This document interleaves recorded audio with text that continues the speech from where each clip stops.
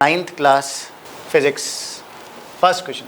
देखो बेटा, पहला क्वेश्चन क्या है बेटा, what force would be needed to produce an acceleration of 6 metre पर second square in a ball of mass 6 kg। तो पूछा बेटा कितना फोर्स होगा, क्वेश्चन में क्या पूछा है अपन से वो देखो आप, है ना। क्वेश्चन में अपन से पूछा है व्हाट फोर्स नीडेड, कितना फोर्स रिक्वायर्ड होगा, वो आप देखो आप। इसका कहने का मतलब है ये फोर्स कितना रिक्वायर्ड होगा अगर किसी बॉडी को, उसमें अगर एक्सेलरेशन प्रोड्यूस हो रहा है कितना 6 मीटर पर सेकंड स्क्वायर का, उस बॉल का मास कितना है बेटा 6 kg है। क्लियर है। तो बराबर बेटा फोर्स कितना नीडेड होगा किसी बॉडी में, मास कितना है, मास इंटू एक्सेलरेशन बाय अपन जानते हैं न्यूटन सेकंड लॉ, फोर्स बराबर मास इंटू एक्सेलरेशन। मास कितना होता है बेटा 6 kg, एक्सेलरेशन कितना होता है 6, तो फोर्स कितना आ गया बेटा 36 newton. Newton is a unit of force. तो आंसर क्या हो गया बेटा, third option is correct 36 newton. Clear है, ठीक है। नेक्स्ट क्वेश्चन देखो, नेक्स्ट क्वेश्चन क्या कह रहा है बेटा, a travelling insects travel 320 metre in 40 seconds, है ना, and another 160 metre in 2 minutes, what is the average speed of the object. तो कैसे करेंगे बेटा इसको, देखो कि भैया ये ऑब्जेक्ट है, ये 320 मीटर ट्रैवल कर रहा है 40 सेकंड में, अनादर 160 मीटर ट्रैवल कर रहा है 2 मिनट। 2 मिनट मतलब हो गया 2 इंटू 60 सेकेंड। क्लियर है, कन्वर्ट कर लेंगे इसको अपन। तो अपन जानते हैं, तो पूछा what is the average speed. Average speed क्या होता है बेटा, formula total distance upon total time. क्या होता है बेटा, total distance upon total time, ये जानते ही हैं अपन बेटा। तो वी एवरेज क्या आ जाएगा बेटा, टोटल डिस्टेंस कितना हो गया बेटा 320 प्लस कितना हो गया बेटा 120 अपॉन टोटल टाइम कितना हो गया बेटा 120 प्लस 40 सेकेंड, 120 प्लस 40 सेकेंड, है ना। क्लियर है कि नहीं है। तो ये कितना हो जाएगा बेटा 440 अपॉन 160। क्लियर है कि नहीं है। 320 प्लस 1 टोटल डिस्टेंस हो गया ये 160 मीटर, सॉरी 160 मीटर बेटा, ये 160 मीटर आएगा, 160 मीटर, ये 160 मीटर आएगा, ये क्या आएगा बेटा 160 मीटर। 160 मीटर हो गया तो बेटा कितना हो गया ये 400, ये हो गया 480। कितना हो गया बेटा ये 480। तो इसको भी थोड़ा सा अपन करेक्ट, 480 अपॉन कितना हो गया बेटा 160, 480 अपॉन ये हो गया बेटा। तो इसको अपन जब कैलकुलेट करेंगे तो क्या आएगा बेटा 3 मीटर पर सेकंड, काटेंगे तो 16 3 जा 48, तो 3 मीटर पर सेकंड। आंसर क्या हो गया बेटा 3 मीटर पर सेकंड। नेक्स्ट देखो बेटा क्वेश्चन, नेक्स्ट क्या कह रहा है, the velocity time graph of a moving object is shown in the given figure, the object is. तो बेटा देखो ये नॉन यूनिफॉर्म मोशन का ग्राफ है कि यूनिफॉर्म मोशन का ग्राफ है, नॉन यूनिफॉर्म मोशन का ग्राफ है। इसका मतलब और वेलोसिटी टाइम के बीच में होने वाला ग्राफ क्या देता है बेटा, एक्सेलरेशन देता है। एक्सेलरेशन देता है तो अगर ये स्ट्रेट लाइन नहीं है और कर्व्ड में है तो नॉन यूनिफॉर्म एक्सेलरेशन होगा। यूनिफॉर्म है कि नॉन यूनिफॉर्म, नॉन यूनिफॉर्म क्यों है बेटा, क्योंकि ये स्ट्रेट लाइन नहीं है, स्ट्रेट लाइन होता तो यूनिफॉर्म होता है ना। तो ये नॉन यूनिफॉर्म एक्सेलरेशन हुआ इसके लिए, है ना। तो moving with a non uniform acceleration, है ना। तो third option is correct. Clear है। नेक्स्ट क्वेश्चन देखो बेटा, when a brake is applied to a bus, when a break, एक बस में एक बस बना देते हैं अपन, इसमें कितना ब्रेक लग रहे हैं, ब्रेक अप्लाइड हो रहे हैं, रिटार्डेशन हो रहा है बेटा, तो -5 मीटर पर सेकंड स्क्वायर का रिटार्डेशन प्रोड्यूस हो रहा है बस कितने में। और ये बस जो है वो आपकी कितने सेकंड में रुक जाती है बेटा 3 सेकंड में रुक जाती है। कितने सेकंड में रुकती है बेटा 3 सेकंड में रुक जाती है। फाइनल वेलोसिटी क्या हो जाती है बेटा 0 हो जाती है इसमें। क्लियर है कि नहीं है। Calculate the distance move by the bus during this time, कितना डिस्टेंस ट्रेवल करेगी ये बस, ये पूछा है इस टाइम पीरियड में कितना डिस्टेंस ट्रेवल ये करने वाली है। तो कैसे करेंगे बेटा, सबसे पहले मुझे डिस्टेंस निकालना है तो मैं क्या कर लेता हूँ बेटा, फाइनल वेलोसिटी 0 है तो अपन फॉर्मूला जानते हैं बेटा, वी पहला फॉर्मूला आप लगाओ v बराबर u प्लस AT, इससे अपन इनिशियल वेलोसिटी निकाल पाएंगे। क्लियर है कि नहीं। ठीक है, फाइनल वेलोसिटी क्या हो जाएगी बेटा इसके लिए 0 हो जाएगी। इनिशियल वेलोसिटी क्या हो जाएगी बेटा, ये तो निकालनी है। रिटार्डेशन कितना आ रहा है 5, टाइम कितना लग रहा है बेटा 3 सेकेंड। तो u ये कितना हो गया बेटा, यू कितना हो गया बेटा, ये यू हो गया आपका 15 मीटर पर सेकेंड, उधर लेके जाएंगे तो इनिशियल वेलोसिटी कितनी है बेटा 15 मीटर पर सेकेंड। तो आप क्या करेंगे वी स्क्वायर अपन क्या निकाल लेते हैं कि भैया एस बराबर U T plus half A D square से भी आप निकाल सकते हैं वी बराबर वी स्क्वायर बराबर you square plus third equation of motion लगा लें वी स्क्वायर बराबर you square plus twice S लगा लें। फाइनल वेलोसिटी क्या है बेटा इसमें, फाइनल वेलोसिटी है कितनी 0। इनिशियल वेलोसिटी कितनी है बेटा इसकी 15 का स्क्वायर 15 का स्क्वायर है कि नहीं, प्लस 2 इंटू एक्सेलरेशन कितना है बेटा -5। डिस्प्लेसमेंट ही तो निकालना है अपन को, तो कितना आ गया बेटा 10 into S 15 into 15।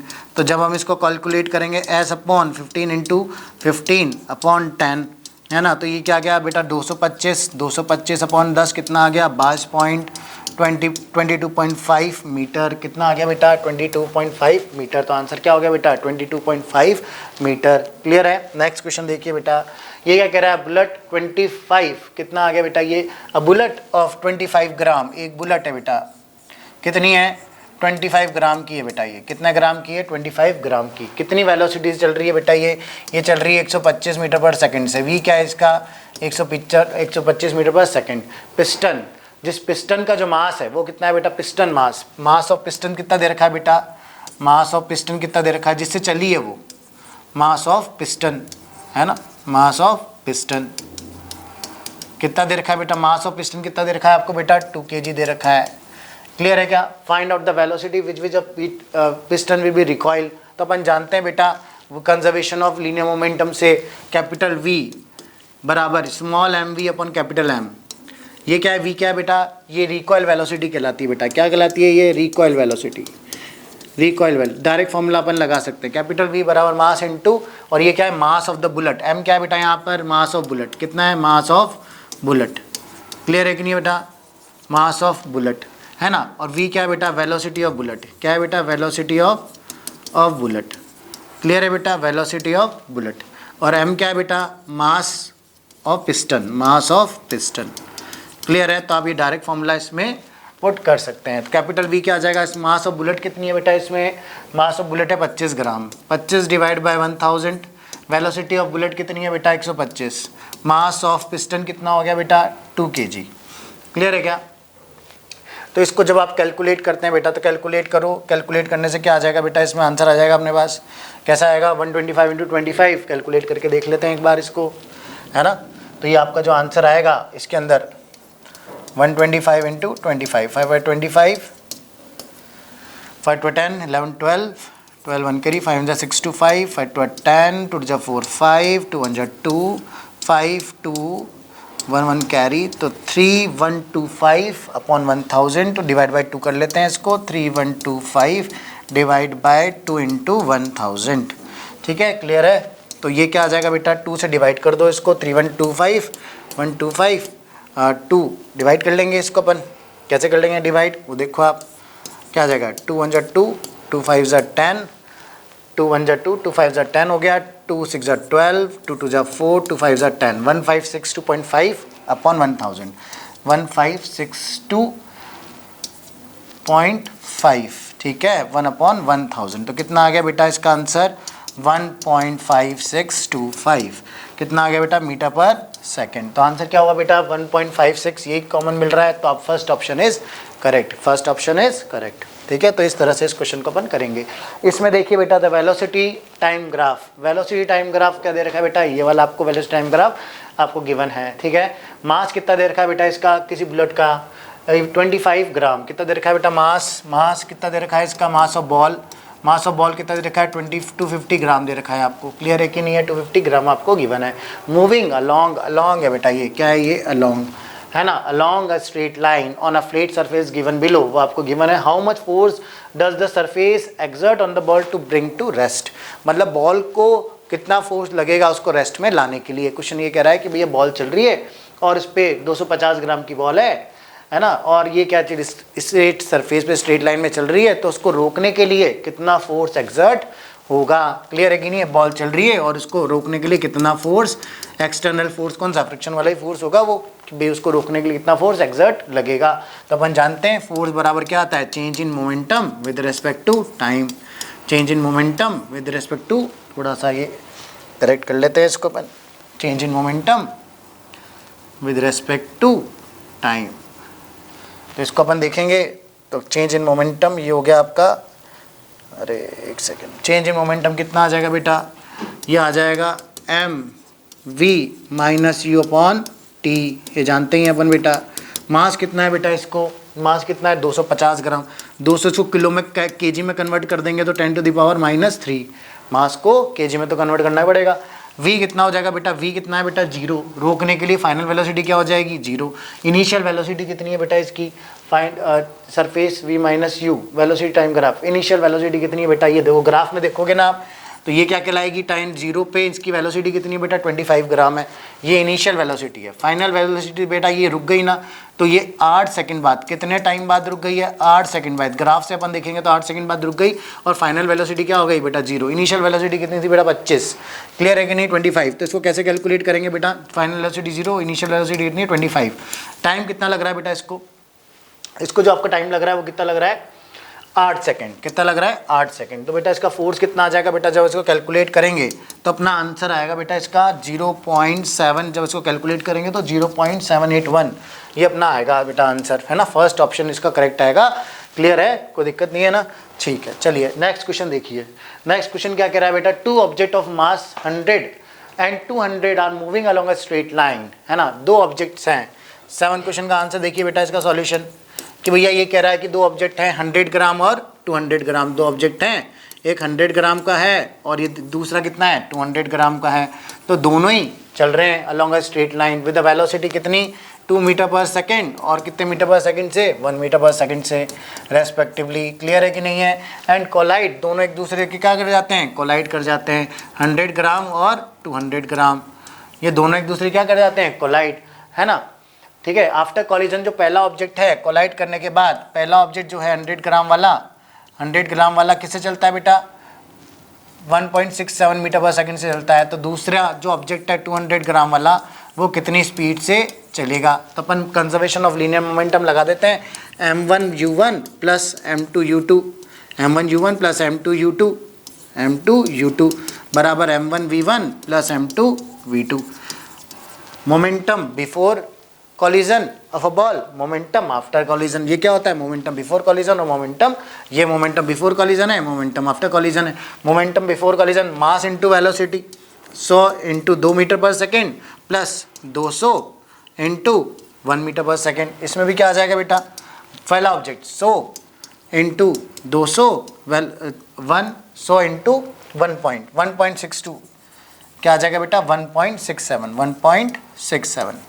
1.67 into mass कितना है बेटा, इसका मास कितना है बेटा, इसको भी मिटा देते हैं एक बार, करेक्ट करके लिख देते हैं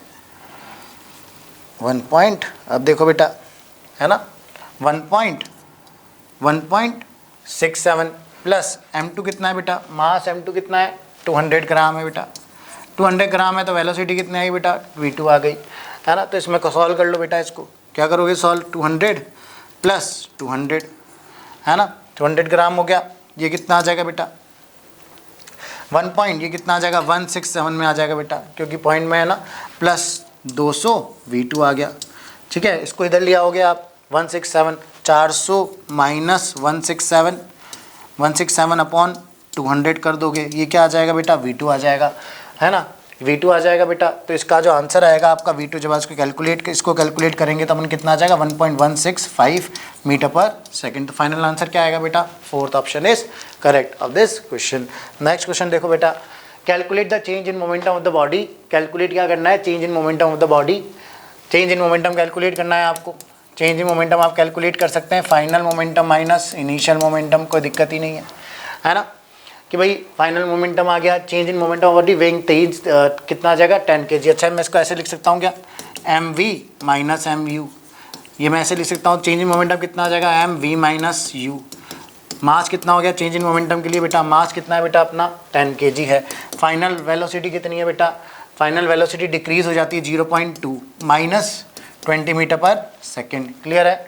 तो अपन इसको जब कैलकुलेट करेंगे तो चेंज इन मोमेंटम कितना आ जाएगा बेटा 10 इंटू कितना आ जाएगा बेटा 19.8, कितना आ जाएगा बेटा 19.8। और ये नेगेटिव आएगा क्योंकि 0.2 माइनस है ना, तो इसको अपन क्या लगा दें, यहाँ पे नेगेटिव लगा देते हैं। चेंज इन मोमेंटम कितना आ जाएगा बेटा, -198 kg/s। क्लियर है। तो चेंज इन मोमेंटम अपना माइनस का 98, कौन सा ऑप्शन मैच कर रहा है बेटा, फोर्थ ऑप्शन मैच कर रहा है, तो -198 पॉइंट समथिंग। ठीक है, नेक्स्ट पॉइंट देख लो बेटा, नेक्स्ट क्वेश्चन देख लो आपका नवा 9th क्वेश्चन क्या कह रहा है बेटा, दो बॉडीज हैं A and B, mass A and B, A object है और ये दूसरा ऑब्जेक्ट है। ठीक है, अच्छा एक और दो ऑब्जेक्ट है ना, इसको अपन एक बार क्लीन कर लेते हैं, ये अपन क्लीन कर लेते हैं इसको। अब देखिए आप, है ना, तो आप देखिए इसमें कि दो बॉडीज़ हैं बेटा, क्या है, दो बॉडीज़ है, एक m1 है, ये m2 है बेटा, है ना, और ये कितने डिस्टेंस पर है, kept at d distance of d apart. इसको अपन एक पार्टिकल है जिसको m डैश, कोई पार्टिकल है यहाँ पर, इनके बीच में रख दिया गया, उसको किस पर रख दिया गया, इनके बीच में रख दिया जाएगा। स्मॉल पार्टिकल बी प्लेस्ड, अपन ने मान ला जो थर्ड पार्टिकल है वो m डैश है, इसको अपन ने इसके बीच में रख दिया है। Small particle is placed somewhere in the between A and B, A and B इनके इन दोनों के बीच में, ये क्वेश्चन कह रहा है कि इन दोनों के बीच में एक तीसरा पार्टिकल ला के अपन ने प्लेस कर दिया है। ठीक है, A and B such that the net gravitational force on it, on जो होगा नेट ग्रेविटेशनल फोर्स वो ए और बी पे क्या आना चाहिए, 0 आना चाहिए। ठीक है, मतलब इस पे नेट, मतलब ये कहीं नहीं जाने चाहिए, मतलब हमें इक्विलिब्रियम कंडीशन लेके आनी है कि इस पे भी नेट फोर्स 0, इस मास पे भी नेट फोर्स 0 और इस पर नेट, इस पर भी, इस मास पे भी नेट फोर्स। ऐसी कहाँ हम थर्ड जो पार्टिकल है इसको कहाँ रखें, इनके बीच में कितने डिस्टेंस पर रखें कि ये जो पार्टिकल है वो कहीं भी नहीं जाना चाहिए, वहीं पे मतलब तीनों क्या रहने चाहिए, स्टेबल रहने चाहिए, इक्विलिब्रियम कंडीशन में रहने चाहिए। Small particle distance x from the body A, अगर बोल रहा है क्वेश्चन में कि भैया x डिस्टेंस पर हम बॉडी ए से रख देते हैं और टोटल डिस्टेंस कितनी है बेटा, d है, तो अगर ये x है तो ये बेटा क्या हो जाएगा, d माइनस एक्स, क्या हो जाएगा बेटा, ये d माइनस एक्स हो जाएगा। ठीक है, what will the value of x, तो वैल्यू ऑफ x क्या होगी बेटा, वो आपको फाइंड आउट करना है। ठीक है, क्लियर है, तो फाइंड आउट करेंगे बेटा अपन। तो कैसे करेंगे, इन दोनों के बीच में, इन दोनों के बीच में लगने वाला फोर्स, मान लो इनके बीच में लगने वाला फोर्स F1 है, इनके बीच में लगने वाला फोर्स F2 है, तो इनके बीच में लगने वाला फोर्स बराबर इनके बीच में लगने वाला फोर्स। क्लियर है कि नहीं है, कि भाई ये इसको धक्का देगा, ये दोनों सेम मास के हैं, कि भाई ये इसको अट्रैक्ट करेगा, F1 से ये इसको अट्रैक्ट कर रहा है, ये इतने अट्रैक्ट, भाई नेट कब ये रेस्ट पर रहेगा, बस जब इस तीसरे जो मास है ना इस पर नेट फोर्स क्या आ जाए, 0। ये दोनों फोर्स, मतलब जितने फोर्स से ये खींच रहा हो उतने फोर्स से ये खींच रहा हो, तभी तो नेट फोर्स पे 0 आएगा। तो F1 बराबर F2 होना चाहिए ये, कि अगर ये इक्विलिब्रियम कंडीशन में है तो नेट फोर्स 0 होना चाहिए। उस केस में क्या है, जितने फोर्स ये इसको खींचेगा उतने फोर्स ये इसको खींचेगा, तो नेट फोर्स क्या आ जाएगा बेटा, 0। तो मैं मान लेता हूँ इनके बीच में लगने वाला फोर्स बराबर इनके बीच में लगने वाला फोर्स, तो क्या आ जाएगा बेटा, g m1 into M dash upon इनके बीच की डिस्टेंस कितनी है बेटा, x, है ना, और ये F2 वाला देखो इनके बीच में कितनी डिस्टेंस है बेटा, g m dash into m2 upon d minus x का whole square, d minus x का होल स्क्वायर। क्लियर है कि नहीं है यहाँ तक, तो g से g कैंसिल आउट हो जाएगा बेटा, g से g क्या हो जाएगा, कैंसिल आउट हो जाएगा, m डैश से n डैश कैंसिल आउट हो जाएगा। ठीक है, क्लियर है, m1 m2 m डैश हो ही गया, क्लियर। तो m, ये दोनों मास की वैल्यू कितनी है बेटा, m m ही है, m और m1 मास कितना दे रखा है बेटा, m1 मास अपन को कितना दे रखा है, इनमें m1 मास की वैल्यू दे रखी है m और m2 मास की वैल्यू दे रखी है 2m। तो इसको यहाँ पे सॉल्व कर लेंगे अपन, यहाँ पर देखो आप, क्लियर है कि भाई m1 की मास वैल्यू m है, m अपॉन एक्स स्क्वायर बराबर m2 की वैल्यू बेटा 2m है, और यहाँ पे d माइनस एक्स का होल स्क्वायर आप कैलकुलेट कर सकते हैं, m से m कैंसिल आउट हो गया, तो d माइनस एक्स का होल स्क्वायर बराबर 2x स्क्वायर। क्लियर है कि नहीं है, तो यहाँ पर अपन कैलकुलेट, रूट ले लें दोनों तरफ, रूट लेते हैं तो एक तरफ क्या आ जाता है, प्लस माइनस आ जाता है, तो d माइनस एक्स बराबर क्या आ जाएगा, ये क्या आ जाएगा बेटा 2x, क्या आ जाएगा बेटा 2x आ जाएगा। तो इसमें एक साइड क्या ले लो आप, प्लस माइनस ले लो, है ना, तो एक साइड क्या हो जाएगा, d माइनस एक्स बराबर प्लस 2x, और एक साइड ले लो आप d माइनस एक्स बराबर माइनस 2x। तो d बराबर x की कितना आ जाएगा बेटा,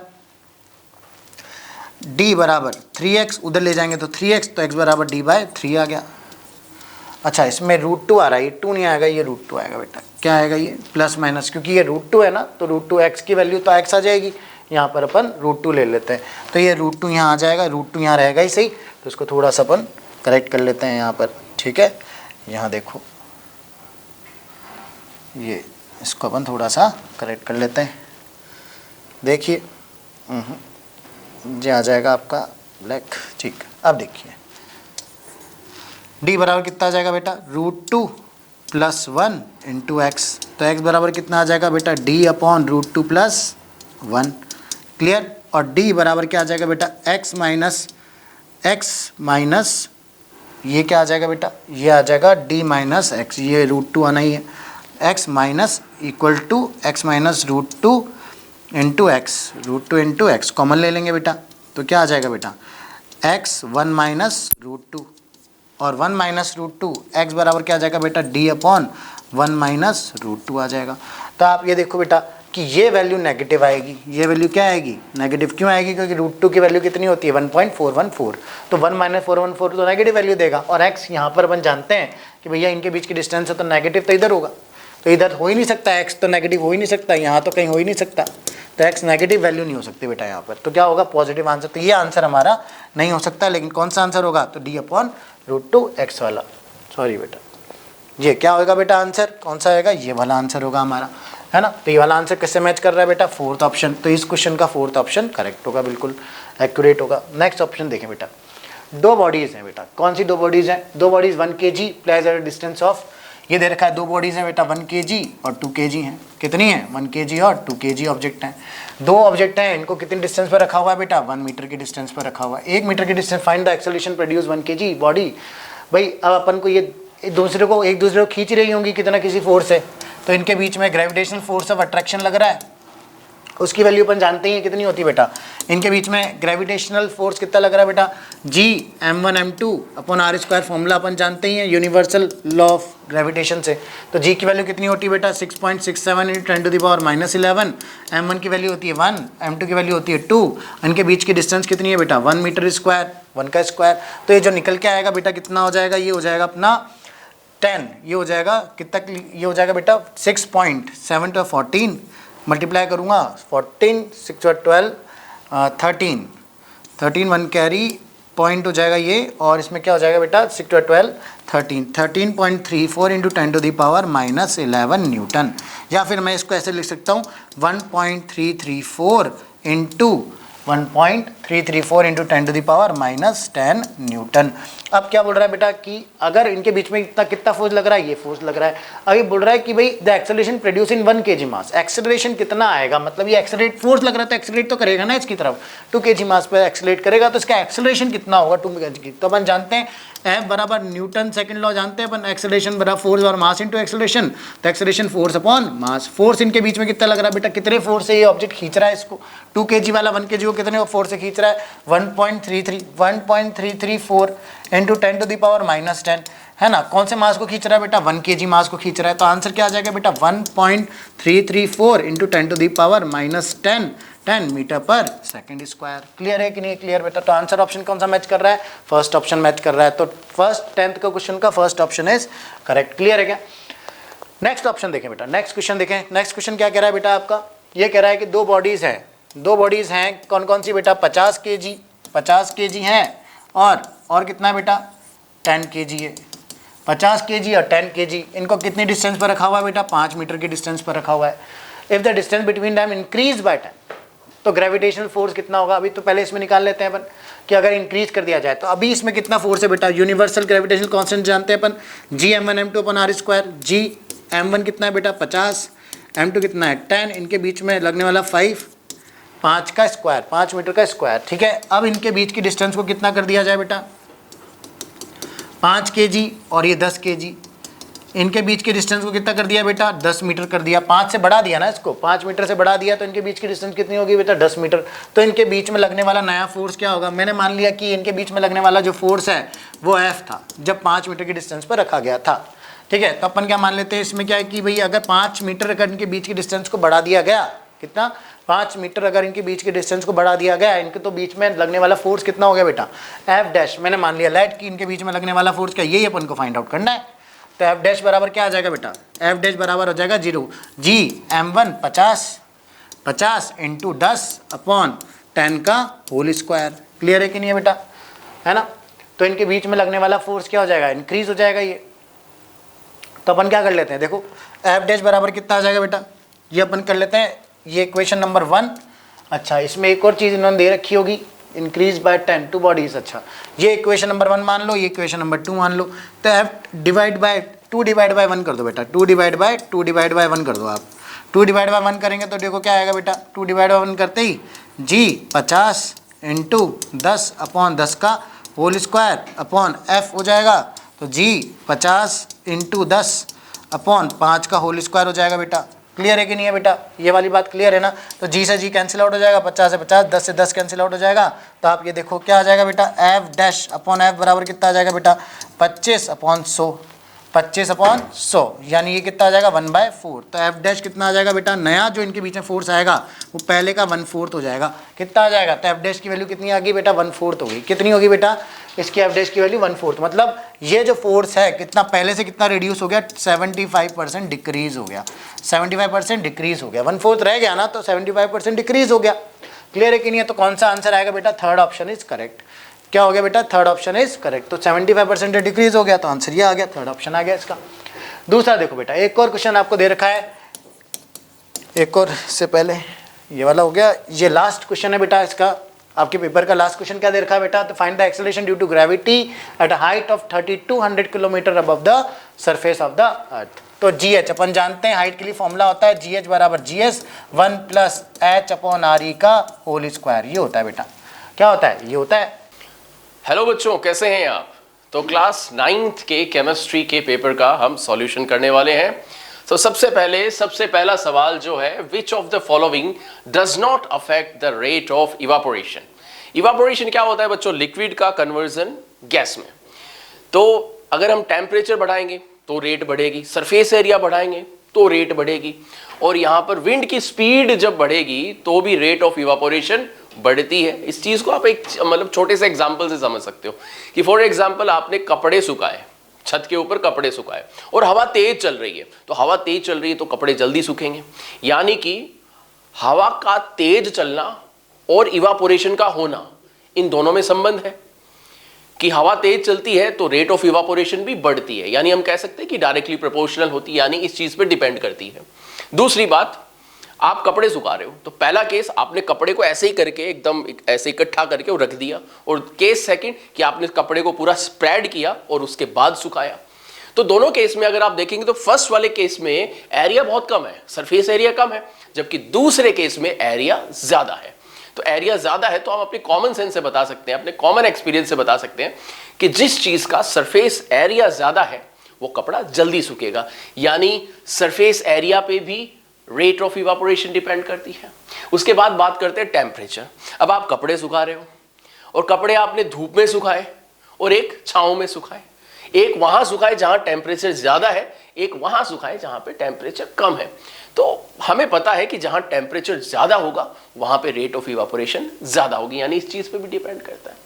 लेकिन fourth option, insoluble heavy impurities, इस चीज पे डिपेंड नहीं करता है। हाँ, सॉल्युबल अगर हो तो थोड़ा बहुत चेंज देखने को मिल सकता है, लेकिन अगर इनसॉल्युबल हैवी इंप्योरिटीज है तो इसका कोई फर्क नहीं पड़ेगा, और सवाल में यही पूछा है, does not affect. So the option number 4 is correct here. So option number 4 is correct. Let's move to the another question. A form of matter that has not a fixed shape. अब fixed shape liquid की भी नहीं होती और gas की भी नहीं होती। आगे क्या कह रहा है, हैज ए फिक्स वॉल्यूम, लेकिन उसका वॉल्यूम क्या है, फिक्स। अगर 1 लीटर है तो वो 1 लीटर ही रहना चाहिए, और ऐसा गैस के साथ तो होता नहीं है, क्योंकि गैस को तो बहुत ज्यादा कंप्रेस किया जा सकता है। लेकिन यस, ये लिक्विड के साथ होता है। आप 1 लीटर दूध लेते हो तो उसको कंप्रेस करके आप आधा लीटर नहीं बना सकते, उसका वॉल्यूम जो है वो फिक्स रहेगा। हाँ, आप उसकी शेप बदल सकते हो, अगर आप उसको ग्लास में लेते हो तो ग्लास की शेप का हो जाएगा, और किसी बर्तन में लेते हो तो और किसी शेप का। So it will be a liquid. अब CO2 तो गैस है, आइस तो सॉलिड है, वाटर वेपर ये भी गैस है, लेकिन कैरोसिन जो कि ऑयल होता है, जलाने के काम आता है, ये लिक्विड है। So the liquid do not have fixed shape but has a fixed volume. So according to this question, the option number 4 is correct. Let's move to the another question. The color of vapor formed on the sublimation of iodine. बच्चों, iodine के sublimation से, iodine वैसे आपको पता होगा कि non metal है और एक सॉलिड है, एक हैलोजन है, तो ये इसका जो वेपर होता है वो पर्पल कलर की होती है, purple colour. So the option number 1 is correct. Let's move to the next question. Latent of heat of vaporization is used for? Latent heat of vaporization. बच्चों latent heat क्या होती है कि ये वो हीट होती है जो टेम्परेचर को इंक्रीज नहीं करती है। क्यों नहीं करती है? क्योंकि ये बॉइलिंग पॉइंट पे या फ्रीजिंग पॉइंट पे किसी सॉलिड को लिक्विड में बदलने के लिए या किसी लिक्विड को गैस में बदलने के लिए जो पार्टिकल्स के बीच का अट्रैक्शन होता है उसको तोड़ने में यूटिलाइज हो जाती है। इसे हम लेटेंट हीट कहते हैं। लेकिन सवाल में यहां पे लेटेंट हीट ऑफ वेपोराइजेशन पूछा गया है, यानी एक लिक्विड को एक गैस में बदला जा रहा है यहां पे। तो लिक्विड गैस पे कब बदलती है? मेल्टिंग पॉइंट पे बदलती है या बॉइलिंग पॉइंट पे बदलती है? तो सही जवाब होगा बॉइलिंग पॉइंट पे बदलती है। तो ये जो फर्स्ट ऑप्शन आप देख रहे हो, overcome force of attraction between liquid particles at the boiling point, इसका पहला ऑप्शन ही करेक्ट हो जाता है। बाकियों में देखिए फ्रीजिंग पॉइंट लिखा हुआ है। अब फ्रीजिंग पॉइंट पे तो latent heat of fusion use होती है, लेटेंट ऑफ वेपोराइजेशन का संबंध तो पहले ऑप्शन के साथ है। Let's move to the another question. Which of the following material fall in the category of an element? अब एलिमेंट है तो ये तो मिल्क है। मिल्क क्या होता है? प्रोटीन, पानी, विटामिन, ना जाने क्या क्या बहुत सारी चीजें होती है। तो ये तो एक मतलब आप कोलोइडल सॉल्यूशन होता है। ये बर्फ यानी कि आइस, इसका फॉर्मूला तो H2O है, ये तो एक कंपाउंड है। आयरन, यस, आयरन का सिंबल क्या होता है बच्चों? Fe, which is a element. और साल्ट, अब साल्ट मतलब metal, non metal, cation anion का कॉम्बिनेशन जो होता है उसको साल्ट कहते हैं। तो उसमें भी बहुत सारी चीजें आ जाती हैं। एलिमेंट क्या होता है? एलिमेंट एक ऐसी सिंपलेस्ट फॉर्म होती है जिसको किसी दूसरी फॉर्म में चेंज नहीं किया जा सकता। So the correct option is iron. Let's move to the next question. Which of the following is the heterogeneous mixture? बच्चों मिक्सचर दो तरीके के होते हैं, एक होता है होमोजीनियस और एक होता है हेटेरोजीनियस। जो होमोजीनियस मिक्सचर होता है उसमें क्या होता है? यूनिफॉर्म डिस्ट्रीब्यूशन होता है सॉल्यूट का, पार्टिकल्स का पूरे सॉल्वेंट में। लेकिन हेटेरोजीनियस में ऐसा नहीं होता, कहीं पे पार्टिकल्स ज्यादा होते हैं, कहीं पे पार्टिकल्स कम होते हैं, यानी उनका डिस्ट्रीब्यूशन यूनिफॉर्म नहीं होता। तो यहां पर आप देखिए सॉल्ट इन वाटर, ये होमोजीनियस मिक्सचर बनाता है क्योंकि सॉल्ट जो है वो Na+ और Cl- या कोई भी अपने कैटायंस और एनाइंस में टूट जाएगा और उसका यूनिफॉर्म कंपोजिशन रहेगा पूरे सॉल्यूशन में। वाटर इन एल्कोहल, तो बच्चों एल्कोहल और वाटर तो किसी भी प्रोपोर्शन में मिक्स होने वाली चीज है। शुगर इन वाटर, बच्चों शुगर भी डिसॉल्व होती है वाटर में। लेकिन वाटर इन ऑयल, इनकी तो डेंसिटी भी अलग है, इनका नेचर अलग है, एक पोलर है दूसरा नॉन पोलर है, तो ये डिसॉल्व ही नहीं होते हैं।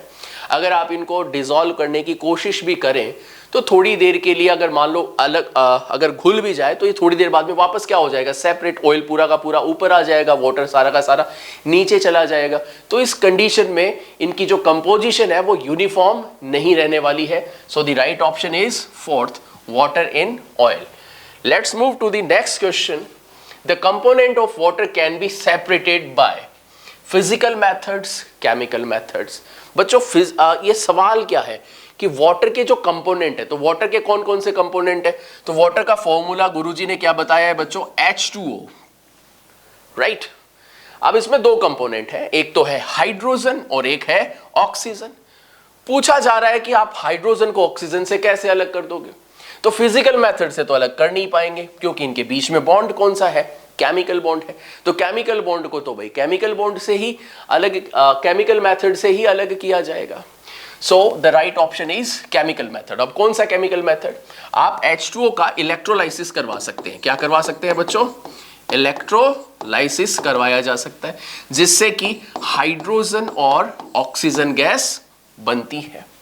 Let's move to the next question. So let's talk about this question, question number 20। इसमें पूछा गया है which of the following statement is या are true for the pure substances. तो यहाँ पे ट्रू पूछा है, सही क्या है? तो पहला स्टेटमेंट पढ़ते हैं। Pure substances contains only one kind of particle, यानी प्योर सब्सटेंसेस में सिर्फ एक ही तरीके के पार्टिकल्स होते हैं। तो देखिए आप प्योर सब्सटेंस किसे कहते हैं? बिल्कुल यही डेफिनेशन है इसकी कि इसमें सिर्फ एक ही तरीके के पार्टिकल होते हैं। जैसे कैल्शियम कार्बोनेट है तो उसमें सिर्फ क्या होगा? कैल्शियम कार्बोनेट ही होगा। और अगर हम बात करें H2O की, तो अब इसमें H2O ही होंगे क्योंकि अगर ये प्योर है तो उसमें सिर्फ क्या होंगे? H2O के मॉलिक्यूल्स होंगे। प्योर सब्सटेंसेस में भी कंपाउंड और मिक्सचर, नो, कंपाउंड तो हो सकते हैं लेकिन मिक्सचर नहीं हो सकते, क्योंकि मिक्सचर में एक से ज्यादा टाइप के पार्टिकल्स प्रेजेंट होते हैं। So option first is clear, A is right, B is incorrect. Pure substances have the same composition throughout, यानी प्योर सब्सटेंसेस जो होते हैं उनकी कंपोजिशन पूरे सॉल्यूशन में सेम रहती है, हैव सेम कंपोजिशन। तो बात बिल्कुल सही है। अगर वो कैल्शियम कार्बोनेट है तो जितना भी हमारे पास सैंपल है उसमें हर जगह हमको क्या मिलेगा, कैल्शियम कार्बोनेट ही मिलेगा, तो उसकी सेम कंपोजिशन ही रहेगी। तो सी भी राइट होता है। Pure substance can be exemplified by all elements other than nickel, तो ये बात बिल्कुल गलत है, क्योंकि निकल भी एक प्योर सब्सटेंस है और ये तो एक एलिमेंट है, तो प्योर तो होना ही था। So the option correct is A and C. So A and C are given in the second option. So in this question, the second option is correct. Atomicity of the chlorine and the sodium. Atomicity का मतलब होता है कि उनके एक molecule में कितने atoms होते हैं। तो बच्चों सोडियम जो है, सोडियम तो अब मेटल है और एक मेटेलिक क्रिस्टल की फॉर्म में एग्जिस्ट करता है, जिसमें कि बहुत सारे एटम्स आपस में जुड़े हुए रहते हैं, लेकिन वो मेटेलिक बॉन्ड से जुड़े हुए रहते हैं। तो यहां पे जब हम किसी रिएक्शन में सोडियम लिखते हैं तो उसको ऐसे नहीं है कि हम Na2 या Na3 ऐसे करके लिखें, उसको हम सिंगल Na की फॉर्म में रिप्रेजेंट करते हैं। इसका कारण ये है कि ये क्रिस्टल लैटिस की फॉर्म में एग्जिस्ट करता है, क्रिस्टल बनाता है, मेटेलिक क्रिस्टल। तो इसकी एटोमिसिटी कितनी होगी बच्चों, 1। और अगर बात करें क्लोरीन की, तो क्लोरीन एक नॉन मेटल है। जो क्लोरीन और क्लोरीन आपस में बॉन्ड बनाते हैं, कौन सा, कोवेलेंट, और दो क्लोरीन आपस में जुड़ जाते हैं, जिसको हम किस फॉर्म में लिखते हैं, Cl2 की फॉर्म में लिखते हैं। तो यहां पे क्लोरीन की जो एटोमिसिटी है वो कितनी हो गई बच्चों, 2। सो ऑप्शंस देख लेते हैं कि जो एटोमिसिटी है क्लोरीन की वो तो डाई एटॉमिक होगा और सोडियम की जो है वो क्या होगा, mono atomic. So in that case the option number first is correct. Let's move to the next question. Calculate the mass of one molecule of chlorine. So बच्चों इट्स वेरी क्लियर कि chlorine का तो याद ही रखना होता है, it's 30.5 because of isotopes present in various एविडेंसी। Match the following percentage of carbon in calcium carbonate, यानी हमें अलग अलग कंपाउंड दिए गए हैं और उनके अंदर हमें पर्टिकुलर एलिमेंट का क्या पूछा है, परसेंटेज। तो अब सबसे पहले देखिए कैल्शियम कार्बोनेट जो है उसका टोटल एटॉमिक जो मॉलिक्यूलर मास है वो कितना है। तो वो देखिए कैल्शियम का कितना होता है 40, कार्बन का कितना होता है 12 और ऑक्सीजन का कितना होता है 16। तो 16 multiply by 3 plus 12 plus calcium, तो टोटल कहते हैं तो कितना आता है बच्चों 100। और 100 में जो कार्बन का कंपोजिशन है वो कितना है भाई साहब 12। तो परसेंटेज निकालना है तो मल्टीप्लाई कर दो किससे, 100 से, तो 100 से 100 कट गया, कितना परसेंट आया बच्चों 12%। So the option first calcium carbonate ये किसके साथ कनेक्ट करता है बच्चों, 12 के साथ। 12% इसमें क्या होता है कार्बन। अब बात करते हैं H2SO4 में ऑक्सीजन कितनी होती है। तो H2SO4 का जो मोलर मास है या जो मॉलिक्यूलर मास है वो कितना होता है बच्चों 98 होता है, जिसमें से इसने क्या पूछा है, ऑक्सीजन का परसेंटेज पूछा है। तो ऑक्सीजन यहाँ पे कितनी है, 4 ऑक्सीजन है। तो 16 4 जा 64 मल्टीप्लाई बाय 100, आप इसको सॉल्व करेंगे तो ये आएगा 65.31%। और जो ऑप्शन सी है वो ऑब्वियसली एक ही ऑप्शन हमारे पास खाली है, तो हम इसके साथ कनेक्ट कर देते हैं, यानी the A connect with second, B connect with first and C connect with third. So in that case the first option is correct. Let's move to the next question. The law of definite proportion was given by Proust. ये तो याद रखने वाली सी बात थी, bio 9th class. चलो बच्चों पहला सवाल है cell furrow occur due to. Question को स्टार्ट करने से पहले पूरा प्रोसेस समझते हैं। ये एक सेल होता है, जब ये डिवाइड करेगा तो इसकी सेल मेम्ब्रेन कुछ अंदर की तरफ जाएगी इस तरीके से, और फाइनली फिर ये डिवाइड होकर 2 सेल बनाएंगे इस तरीके से। तो सेल फरो का मतलब क्या है, तो ये जो सेल मेम्ब्रेन है आपकी ये अंदर की तरफ कट कर रही है, इसी कट को अपन क्या बोलते हैं फरो। तो किसकी वजह से, अकर ड्यू टू। माइक्रोट्यूब्यूल्स नहीं होगा क्योंकि माइक्रोट्यूब्यूल का प्राइमरी फंक्शन होता है मोटिलिटी कराना। गोल्जी बॉडी की बात करूँ इसका फंक्शन होता है मॉडिफिकेशन पैकेजिंग, ये भी नहीं होगा। आंसर क्या आएगा माइक्रोफिलामेंट। फोर्थ की बात करूं लाइजोम, इसका फंक्शन क्या होता है डाइजेशन। क्यों, क्योंकि इसके अंदर क्या प्रेजेंट होते हैं आपके एंजाइम। तो 25 पहला आंसर क्या है माइक्रोफिलामेंट, आंसर 3। अगला question, which of the following statement are. सबसे पहले आपको ये चेक करना है कि करेक्ट पूछा है कि इनकरेक्ट पूछा है। Correct with respect to motor neuron, आपकी 9th क्लास के हिसाब से 2 न्यूरॉन है, एक है सेंसरी और दूसरा कौन सा है, मोटर। अगर इनका डायग्राम बनाऊं, एक इस तरीके से होता है और इसी को अपन क्या बोलते हैं, सूडो यूनिपोलर। और मोटर का बनाऊं, यही मेन है इसका डायग्राम। प्लस प्लस इसमें आपको ऐड करके लेना है, जो इंफॉर्मेशन लेके जाएगा उसको अपन बोलेंगे सेंसरी। लेके किसके पास जा रहा है, सीएनएस। सीएनएस से जो लेकर आएगा उसको बोलेंगे अपन मोटर न्यूरॉन। मोटर न्यूरॉन किसके पास लेके आएगा, या तो वो मसल होगा या फिर वो क्या होंगे, ग्लैंड। आओ स्टार्ट करते हैं पहले ऑप्शन से। मोटर न्यूरॉन किसके बारे में पूछा है, मोटर। Correct incorrect, correct. पहला क्या है, मल्टीपोलर, हाँ बिल्कुल सही है। मोटर न्यूरॉन है कैसा, मल्टीपोलर। सेकंड यूनिपोलर नहीं, यूनिपोलर का एग्जांपल क्या है, आपके एम्ब्रियो में जो प्रेजेंट होते हैं उसको बोलते हैं cell body plus axon. Third, they carry message from CNS to muscles, बिल्कुल सही। मोटर न्यूरॉन ही सीएनएस से मैसेज किसके पास लेके आ रहा है, मसल्स या फिर ग्लैंड के पास, तो ये सही हो जाएगा। They carry message from sensory to CNS, गलत। तो फर्स्ट और सेकंड, तो आंसर क्या आ जाएगा, third. Next, the plant may not exchange CO2 और oxygen. May not CO2 and oxygen. Revision करो, फोटोसिंथेसिस, बाहर से प्लांट क्या लेगा, CO2 प्लस ऑक्सीजन क्या बनेगी, as a waste. Plant body से कहाँ निकाल लेगा, बाहर। तो मुझे कॉन्सेप्ट ध्यान रखना है वो क्या है कि फोटोसिंथेसिस का प्रोसेस हाई होता है और रेस्पिरेशन का जो है उसके कंपैरिजन में हल्का सा क्या होगा, लो। फोटोसिंथेसिस हाई है तो वो ज़्यादा अमाउंट में क्या रिलीज करेगा, ऑक्सीजन, और ज़्यादा अमाउंट में इनटेक क्या करेगा, CO2।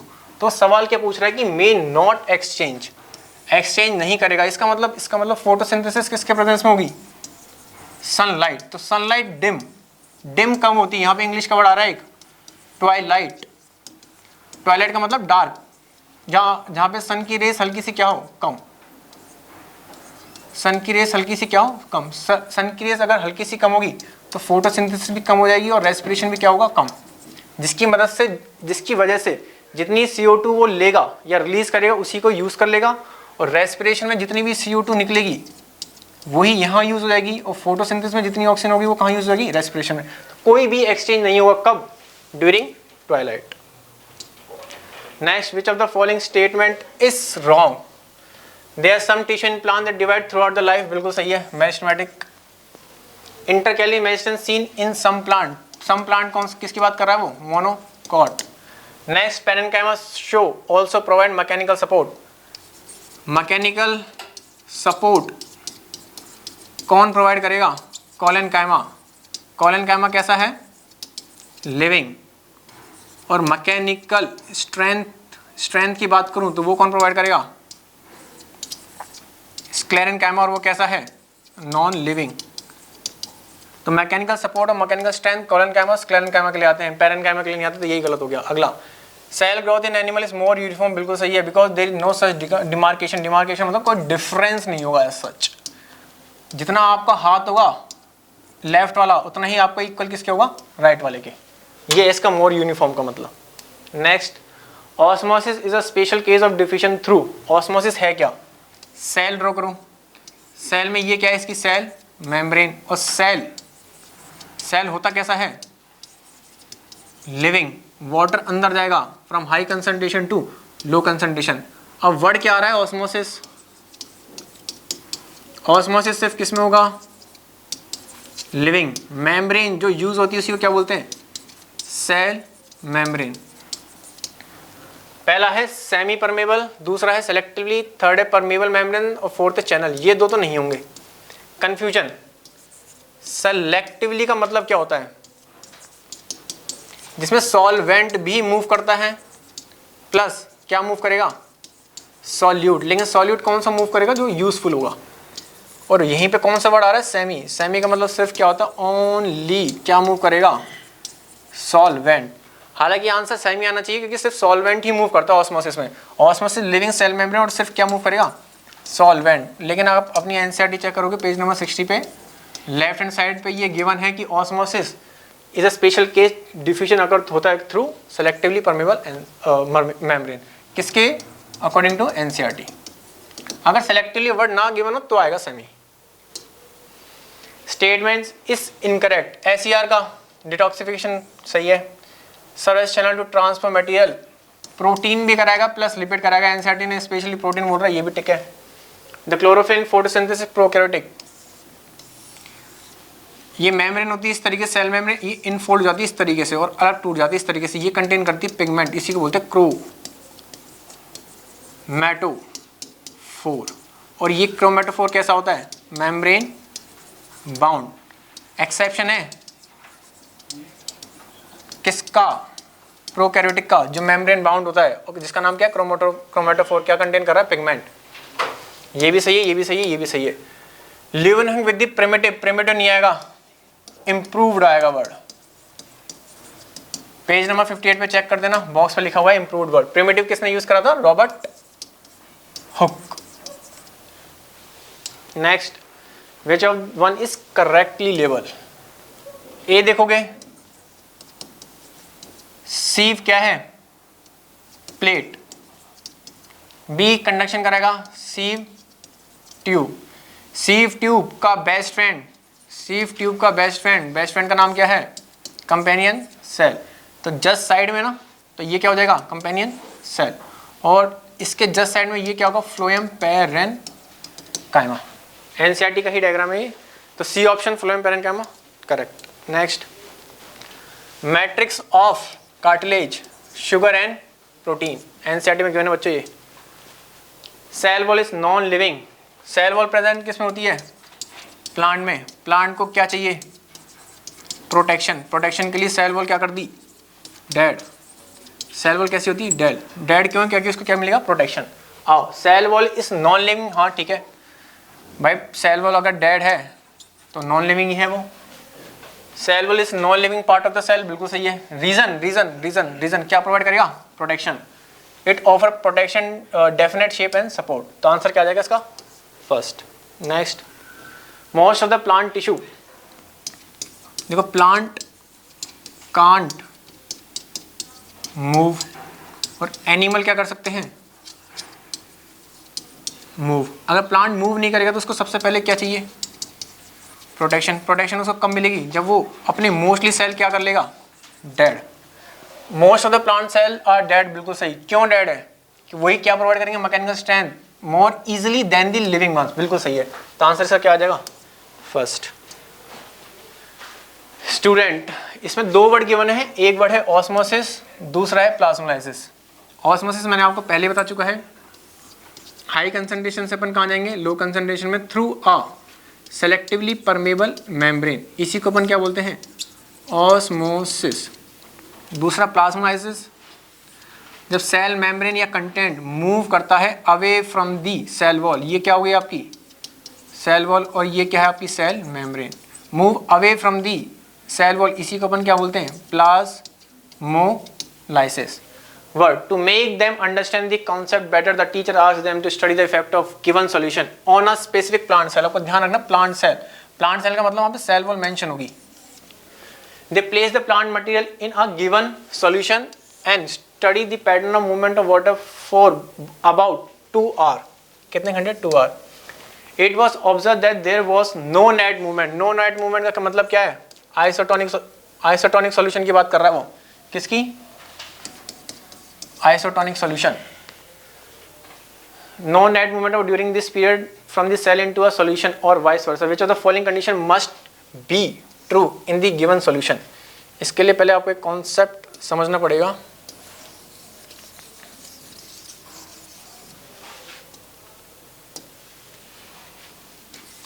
ये एक सेल ड्रॉ करो, तुम्हें ध्यान क्या रखना है? क्वेश्चन में क्या गिवन है? Plant cell. हाई कंसंट्रेशन, ये लो कंसंट्रेशन। हाई कंसंट्रेशन का मतलब क्या है? यहाँ पे सॉल्वेंट क्या होंगे? ज़्यादा। तो पानी इस तरीके से मूव कर रहा है विद अ प्रेशर, इसी प्रेशर को क्या बोलते हैं? Osmotic pressure. अब पानी अंदर मूव कर रहा है क्योंकि सेल वॉल क्या है? डेड। डेड क्या प्रोवाइड करेगी? प्रोटेक्शन। तो यही साइटोप्लाज्म, ये पानी अगेंस्ट सेल वॉल के इस तरीके से फोर्स लगाएगा। इसी फोर्स को अपन क्या बोलते हैं? Turgor pressure. वॉल ही बदले में अपोजिट लगाएगी तो उसी को अपन क्या बोलते हैं? Wall pressure. अब तुम्हें ध्यान क्या रखना है कि यहाँ पे नो नेट मूवमेंट है। नो नेट मूवमेंट का मतलब क्या है? पानी अंदर नहीं जा रहा, तो यही टर्गर प्रेशर इक्वल हो जाएगा किसके, वॉल प्रेशर के। भाई equal force equal and opposite direction ही तो होगा, तो इक्वल जहां वर्ड आ रहा है तो आंसर क्या आ जाएगा, सेकंड। नेक्स्ट लास्ट क्वेश्चन है, विच ऑफ द फॉलोइंग, सबसे पहले आपको देखना है ट्रू पूछा नॉट ट्रू। डायग्राम पे आओ, डायग्राम पी किसका है, न्यूरॉन। न्यूरॉन में क्या होता है, हैव न्यूक्लियस। अगला आरबीसी, आरबीसी में न्यूक्लियस क्या है, एब्सेंट। पी और Q, P Q and nucleus ना, गलत, क्यू के पास नहीं है। P and Q carrier life process सही है, नॉट ट्रू पूछा है। पी क्यू और एनिमल सेल, हाँ दोनों कैसे हैं, एनिमल सेल, तो ये भी सही है। P is an nerve cell, ये भी सही है। तो रॉन्ग पूछा तो आंसर क्या आ जाएगा, फर्स्ट वाला। हेलो बच्चों, अभी हम लोग जो है क्लास 9th में जो जीनियस एग्ज़ाम हुआ था अपना क्लास 9th, उसके मैथ का सॉल्यूशंस अपन करने वाले हैं ना। तो एक एक क्वेश्चंस को अपन ढंग से देखेंगे, है ना। और अपना जो क्वेश्चंस है काफ़ी अच्छे लेवल का है ना। तो क्लास 9th का जो ये मैथ्स का क्वेश्चंस है, अभी मैं एक एक करके आपको सारे क्वेश्चंस का सॉल्यूशन बताऊंगा। और जिन बच्चों ने एग्ज़ाम दे रखा है तो अपने आंसर्स मैच करेंगे, ठीक है। तो आइए स्टार्ट करते हैं अपन क्वेश्चन नंबर 37, जो कि मैथ्स से स्टार्ट हो रहा है यहाँ पर, है ना। तो देखिए बेटा, पहला क्वेश्चन ये है कि 1/1 माइनस 1/3 इंटू 1 माइनस 1/4 है ना, and 1 minus 1/5 dot dot dot 1 minus 1/n, ठीक है। ये इक्वल है, किसके इक्वल है, ठीक है। तो आप इसको सिंप्लीफाई करेंगे। देखिए बेटा, ये जो क्वेश्चन आपके सामने है, अब ये जो क्वेश्चन आपके सामने है, तो आप इसको थोड़ा सा टेक्निकली सोचिए, है ना, कि इसको हम कैसे जल्दी वे कर सकें और अपना जो सॉल्यूशंस हो बहुत ही ईजी हो। क्वेश्चन देख के आपको घबराने की आवश्यकता नहीं है कि ये क्वेश्चन इतना बड़ा है तो फिर कैसे होगा, है ना। तो आप स्टेप बाय स्टेप फॉलो करें। ये एक सिंपल सा फ्रैक्शन है, तो फ्रैक्शन का अपने को सब्ट्रैक्शन करना है। तो 1 माइनस 1/3 को क्या लिख सकते हैं बेटा, 2/3 लिख सकते हैं क्या, बोलो। 3 1 जा 3 माइनस 1 2/3 इंटू, ब्रैकेट है तो इंटू ले लिया। 4 1 जा 4 माइनस 1 कितना हो गया बेटा, 3/4 into, in the same way 5 1 जा 5 माइनस 1 4/5, ठीक है, डॉट डॉट डॉट, ठीक है, into n minus 1 upon n। Okay बेटा, आप देख पा रहे हो क्या कि पहले फ्रैक्शन का डिनोमिनेटर दूसरे फ्रैक्शन के नोमिनेटर से कैंसिल आउट हो रहा है। तो यहाँ 4, ये 4 से हो जाएगा, ये 5, यहाँ कोई 5 होगा उससे हो जाएगा, और यहाँ n-1 होगा तो ये n-1 से कैंसिल हो जाएगा। तो इसके इक्वल टू क्या आ रहा है बेटा, ऊपर नोमिनेटर में क्या आ रहा है 2 और डिनोमिनेटर में क्या आ रहा है n, तो 2/n is the right answer. तो second option is the right option, ठीक है। आइए नेक्स्ट क्वेश्चन की तरफ बढ़ते हैं अपन। ये आपके सामने क्वेश्चन है, ठीक है। अब ये भी क्वेश्चन देखिए, आपको थोड़ा भी मुश्किल नहीं होना चाहिए, बस थोड़ा सा आपको टेक्निकली सोचना है। आपको पता ही है कंजुगेट क्या होता है, कंजुगेट मल्टीप्लाई कैसे करते हैं, ठीक है। जैसे कंजुगेट मल्टीप्लाई किस वर्क पे काम करता है, किस फॉर्मूले पे काम करता है, उसको भी देखिए आप। जैसे अपने को पता है a² minus b² is equal to क्या होता है बेटा, a plus b into a minus b, ये होता है क्या। तो इसी फॉर्मूले पर ये क्वेश्चंस अपना वर्क करेगा, ओके। और दूसरी बात यहाँ पर ये है कि अगर मैं बोलूँ कि 2 + 3 इज इक्वल टू क्या हो जाएगा 5, या फिर मैं बोलूँ कि 3 + 2 इज इक्वल टू क्या हो जाएगा 5, दोनों बातें एक ही हैं, है ना। तो ये दो चीज़ों को ध्यान में समझते हुए अपन आगे बढ़ते हैं, ठीक है। तो पहले मैं इसको थोड़ा सा इरेज कर दूँ एंड नेक्स्ट, ठीक है। अब करिए इसी क्वेश्चन को अपन करते हैं, ठीक है। चलिए देखिए, यहाँ पर आपके सामने क्या है 1/, ठीक है। ये क्या है बेटा 1/√2 + 1, ओके, ठीक है। क्या मैं इसको ऐसे लिख सकता हूँ 1/√2 + 1, ठीक है, इंटू ऊपर नीचे हम √2 - 1 से मल्टीप्लाई कर देते हैं। कंजुगेट मल्टीप्लाई इसको बोलते हैं बेटा, ठीक है। √2 - 1 से हमने क्या किया, नोमिनेटर एंड डिनोमिनेटर में सेम नंबर से मल्टीप्लाई करने से कोई फर्क पड़ेगा नहीं, ये कैंसिल होकर क्या हो जाएगा 1 ही हो जाएगा अपना, है ना। आप क्या देख पा रहे हैं कि ये a + b into a - b का फॉर्म है ना। तो a + b into a - b means क्या हो जाएगा a² - b², है ना। तो ऊपर तो आ जाएगा अपने पास क्या बेटा √2 - 1, है ना। नीचे क्या हो जाएगा √2 का स्क्वायर, ओके, -1 का स्क्वायर, है ना। तो क्या हो जाएगा बताओ यहाँ पर √2 - 1 अपॉन में क्या हो जाएगा √2 का स्क्वायर बेटा क्या 2 - 1, यानी कि √2 - 1, इसकी वैल्यू क्या होगी बताओ। तो ये जो क्वेश्चन यहाँ पे दिख रहा है आपको, इसकी वैल्यू हम लिख सकते हैं क्या √2 - 1, बोलो। तो अपने को सारे टर्म्स के लिए ऐसा नहीं करना है ना, सारे टर्म्स के लिए ऐसा नहीं करना है। आप देख पा रहे हो कि 2 - 3 1, 3 - 2 1, 4 - 3 1, 5 - 4 1, सभी के डिफरेंस क्या है, 1 का है। तो हम इन द सेम वे इसको ऐसे भी तो लिख सकते हैं ना। यहाँ पे मैं पेन चेंज करके लिख रहा हूँ। इस टर्म को अपन क्या लिख सकते हैं बेटा, √2 - 1, ठीक है, प्लस का साइन है तो प्लस। इस टर्म के लिए अपन फिर से यही सीक्वेंस नहीं करना अपने को, अब हम समझ चुके हैं तो कैसे करना है। इसको लिख सकते हैं अपन क्या, √3 - √2। फिर क्या लिख सकते हैं इसके लिए बताइए, √4 - √3, ठीक है, डॉट डॉट डॉट, है ना। आगे जाएंगे तो क्या लिखेंगे बेटा, √16 - √150, ठीक है। क्लियर है पॉइंट। आप क्या देख पा रहे हैं कि इसका अगर दो फ्रैक्शन की बात करें, है ना, और ये कितने हैं, 16 तक जा रहा है अपन, है ना, तो इवन नंबर ऑफ टर्म्स है, तो प्रत्येक दो टर्म का लेते हैं तो अपन फर्स्ट एंड लास्ट कट रहा है, यहाँ पे इसका फर्स्ट एंड लास्ट कट रहा है, ठीक है। यहाँ पे 4 है, किसी इससे कटेगा, ठीक है। यहाँ पर अगर √15 होता तो ये कट जाता। तो आपके पास बच क्या रहा देखो, -1 और प्लस √16, ओके। तो -1 प्लस √16 को अपन क्या लिख सकते हैं, 4 - 1 क्या हो जाएगा, 3। तो 3 इज द राइट आंसर, है ना। समझ में आया आप लोगों को। तो इजी है, बट अपने को थोड़ा सा क्या करना है, थोड़ा सा सोचना था क्वेश्चंस कैसे करना है, ठीक है। इजी है क्वेश्चंस बिल्कुल, ठीक है। नेक्स्ट क्वेश्चन पे आइए। अब यहाँ पर आपके सामने क्या है, x = 8 - 2 √15, x = 8 - 2 √15। इस क्वेश्चंस को करने से पहले थोड़ा सोचिए। सपोज दैट मान लेते हैं आपके पास 9 कोई नंबर है, ठीक है। मैं बोलूँ कि इसका बेटा स्क्वायर निकालो, क्या निकालो, स्क्वायर। और फिर मैं एक बोलूँ स्क्वायर रूट निकालो, स्क्वायर रूट, ठीक है। स्क्वायर एंड स्क्वायर रूट की बात करें तो 9 के स्क्वायर निकलने के लिए हमें क्या करना होगा, 9 स्क्वायर, एंड स्क्वायर रूट करने के लिए क्या होगा, √9। तो यहाँ से क्या आएगा बेटा, 3, ठीक है। तो स्क्वायर एंड स्क्वायर रूट का डिफरेंस समझ में आना चाहिए आपको। यहाँ पर x की वैल्यू आपको दी हुई है और इसका क्या निकालना है, √x की वैल्यू अपने को लेनी है ना। तो √x मतलब क्या, स्क्वायर रूट करना है इसको, ठीक है। क्या करना है, इसका स्क्वायर रूट करना है, ठीक है। तो चलिए अब स्क्वायर रूट इसका करना है अपने को, ठीक है। तो देखिए x = क्या अपने पास, 8 - 2 √15, ठीक है। देखिएगा ध्यान से बेटा, x = हम लिख सकते हैं क्या, √5 का स्क्वायर, ठीक है। अभी मैं बताऊंगा कि ऐसा मैं कैसे सोच पाया और आप भी कैसे सोचोगे, ठीक है।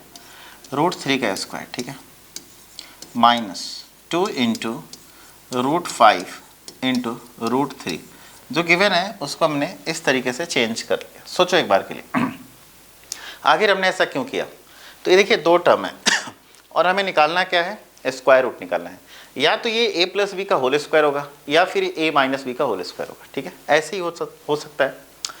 तो यानी कि a + b का होल स्क्वायर a - b के होल स्क्वायर में अपने को चेंज करना होता है, तभी तो इधर स्क्वायर होगा बेटा, तो इधर जाके क्या बन जाएगा, रूट बन जाएगा।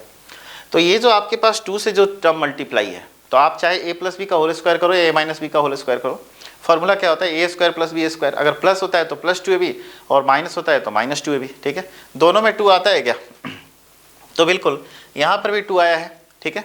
तो यानी कि ये जो √15 है ये a × b के फॉर्म में है, a × b के फॉर्म में, मतलब √5 × √3, ठीक है। और अगर मैं इनका स्क्वायर करूँ तो 8 के इक्वल हो जाना चाहिए। मैंने इस टर्म को बस ऐसे चेंज करके लिख दिया है, ठीक है। अब बोलेगा कोई बच्चा कि सर इसको √15 और √1 में भी कर सकते थे, √15 × 1। तो बेटा √15 का स्क्वायर करेंगे तो 15 एंड 1 का स्क्वायर करेंगे तो 1, तो 15 + 1 क्या हो जाएगा, 16 हो जाएगा, जबकि यहाँ पर क्या था, 8 था, है ना। तो ये बात अपनी सेट नहीं करेगी। तो ये किस तरह सेट करेगी, तो देखो √15 का 5 का स्क्वायर क्या होगा, 5 प्लस √3 का स्क्वायर क्या होगा, 3, 5 + 3 8 -2 √5 × √3 √15, ठीक है।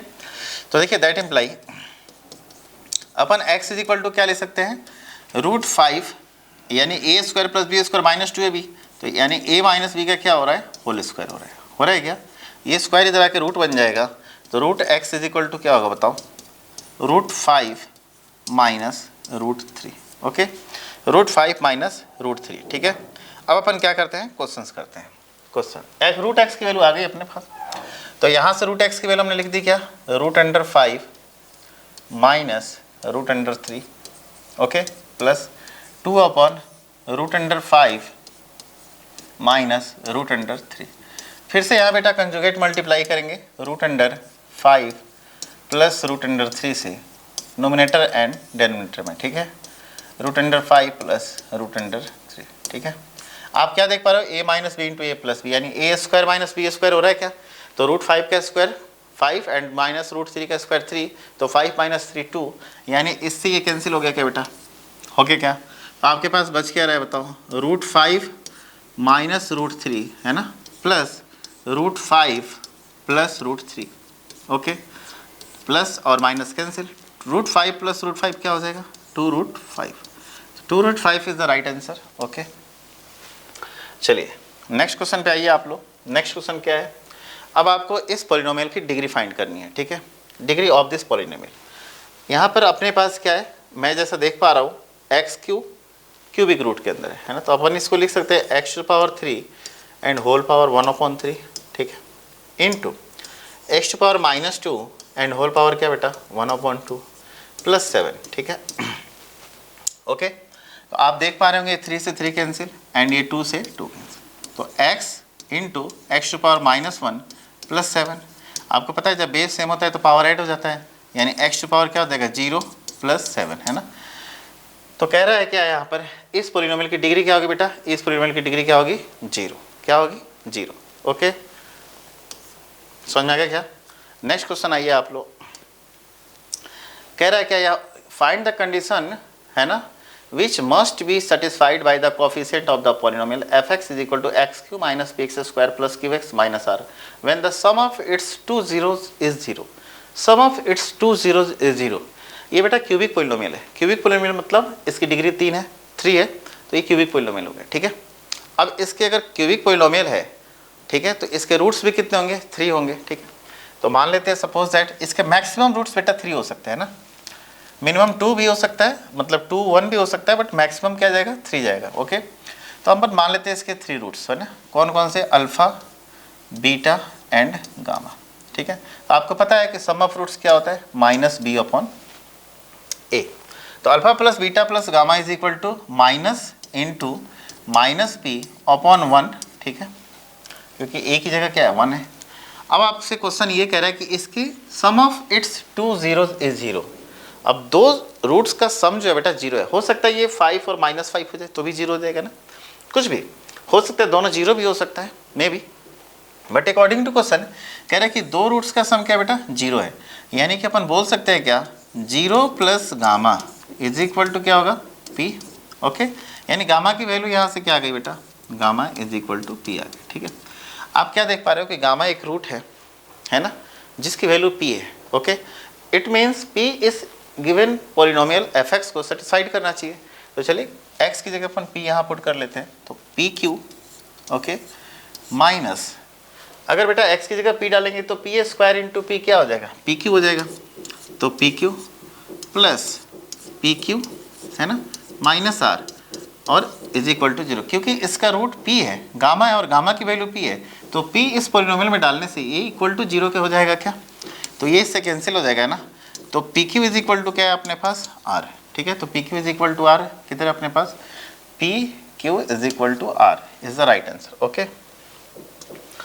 नेक्स्ट क्वेश्चन क्या कह रहा है अपने पास है ना, given 3x minus 4y is equal to 7 and x plus cy is equal to 13, for what value of c will the two equations not have unique solution. अच्छा बताओ, जब दो इक्वेशन अपने पास गिवन होते हैं तो यूनिक सॉल्यूशन होने के कंडीशंस क्या होते हैं, a1/a2 does not equal to b1/b2, है ना। और यूनिक सॉल्यूशन नहीं होने के क्या कंडीशन होते हैं, तो यूनिक सॉल्यूशन नहीं होने के कंडीशन क्या होते हैं, a1/a2 does not equal to b1/b2 equal to c1/c2, ठीक है। तो अपन यहाँ से कर सकते हैं, है ना।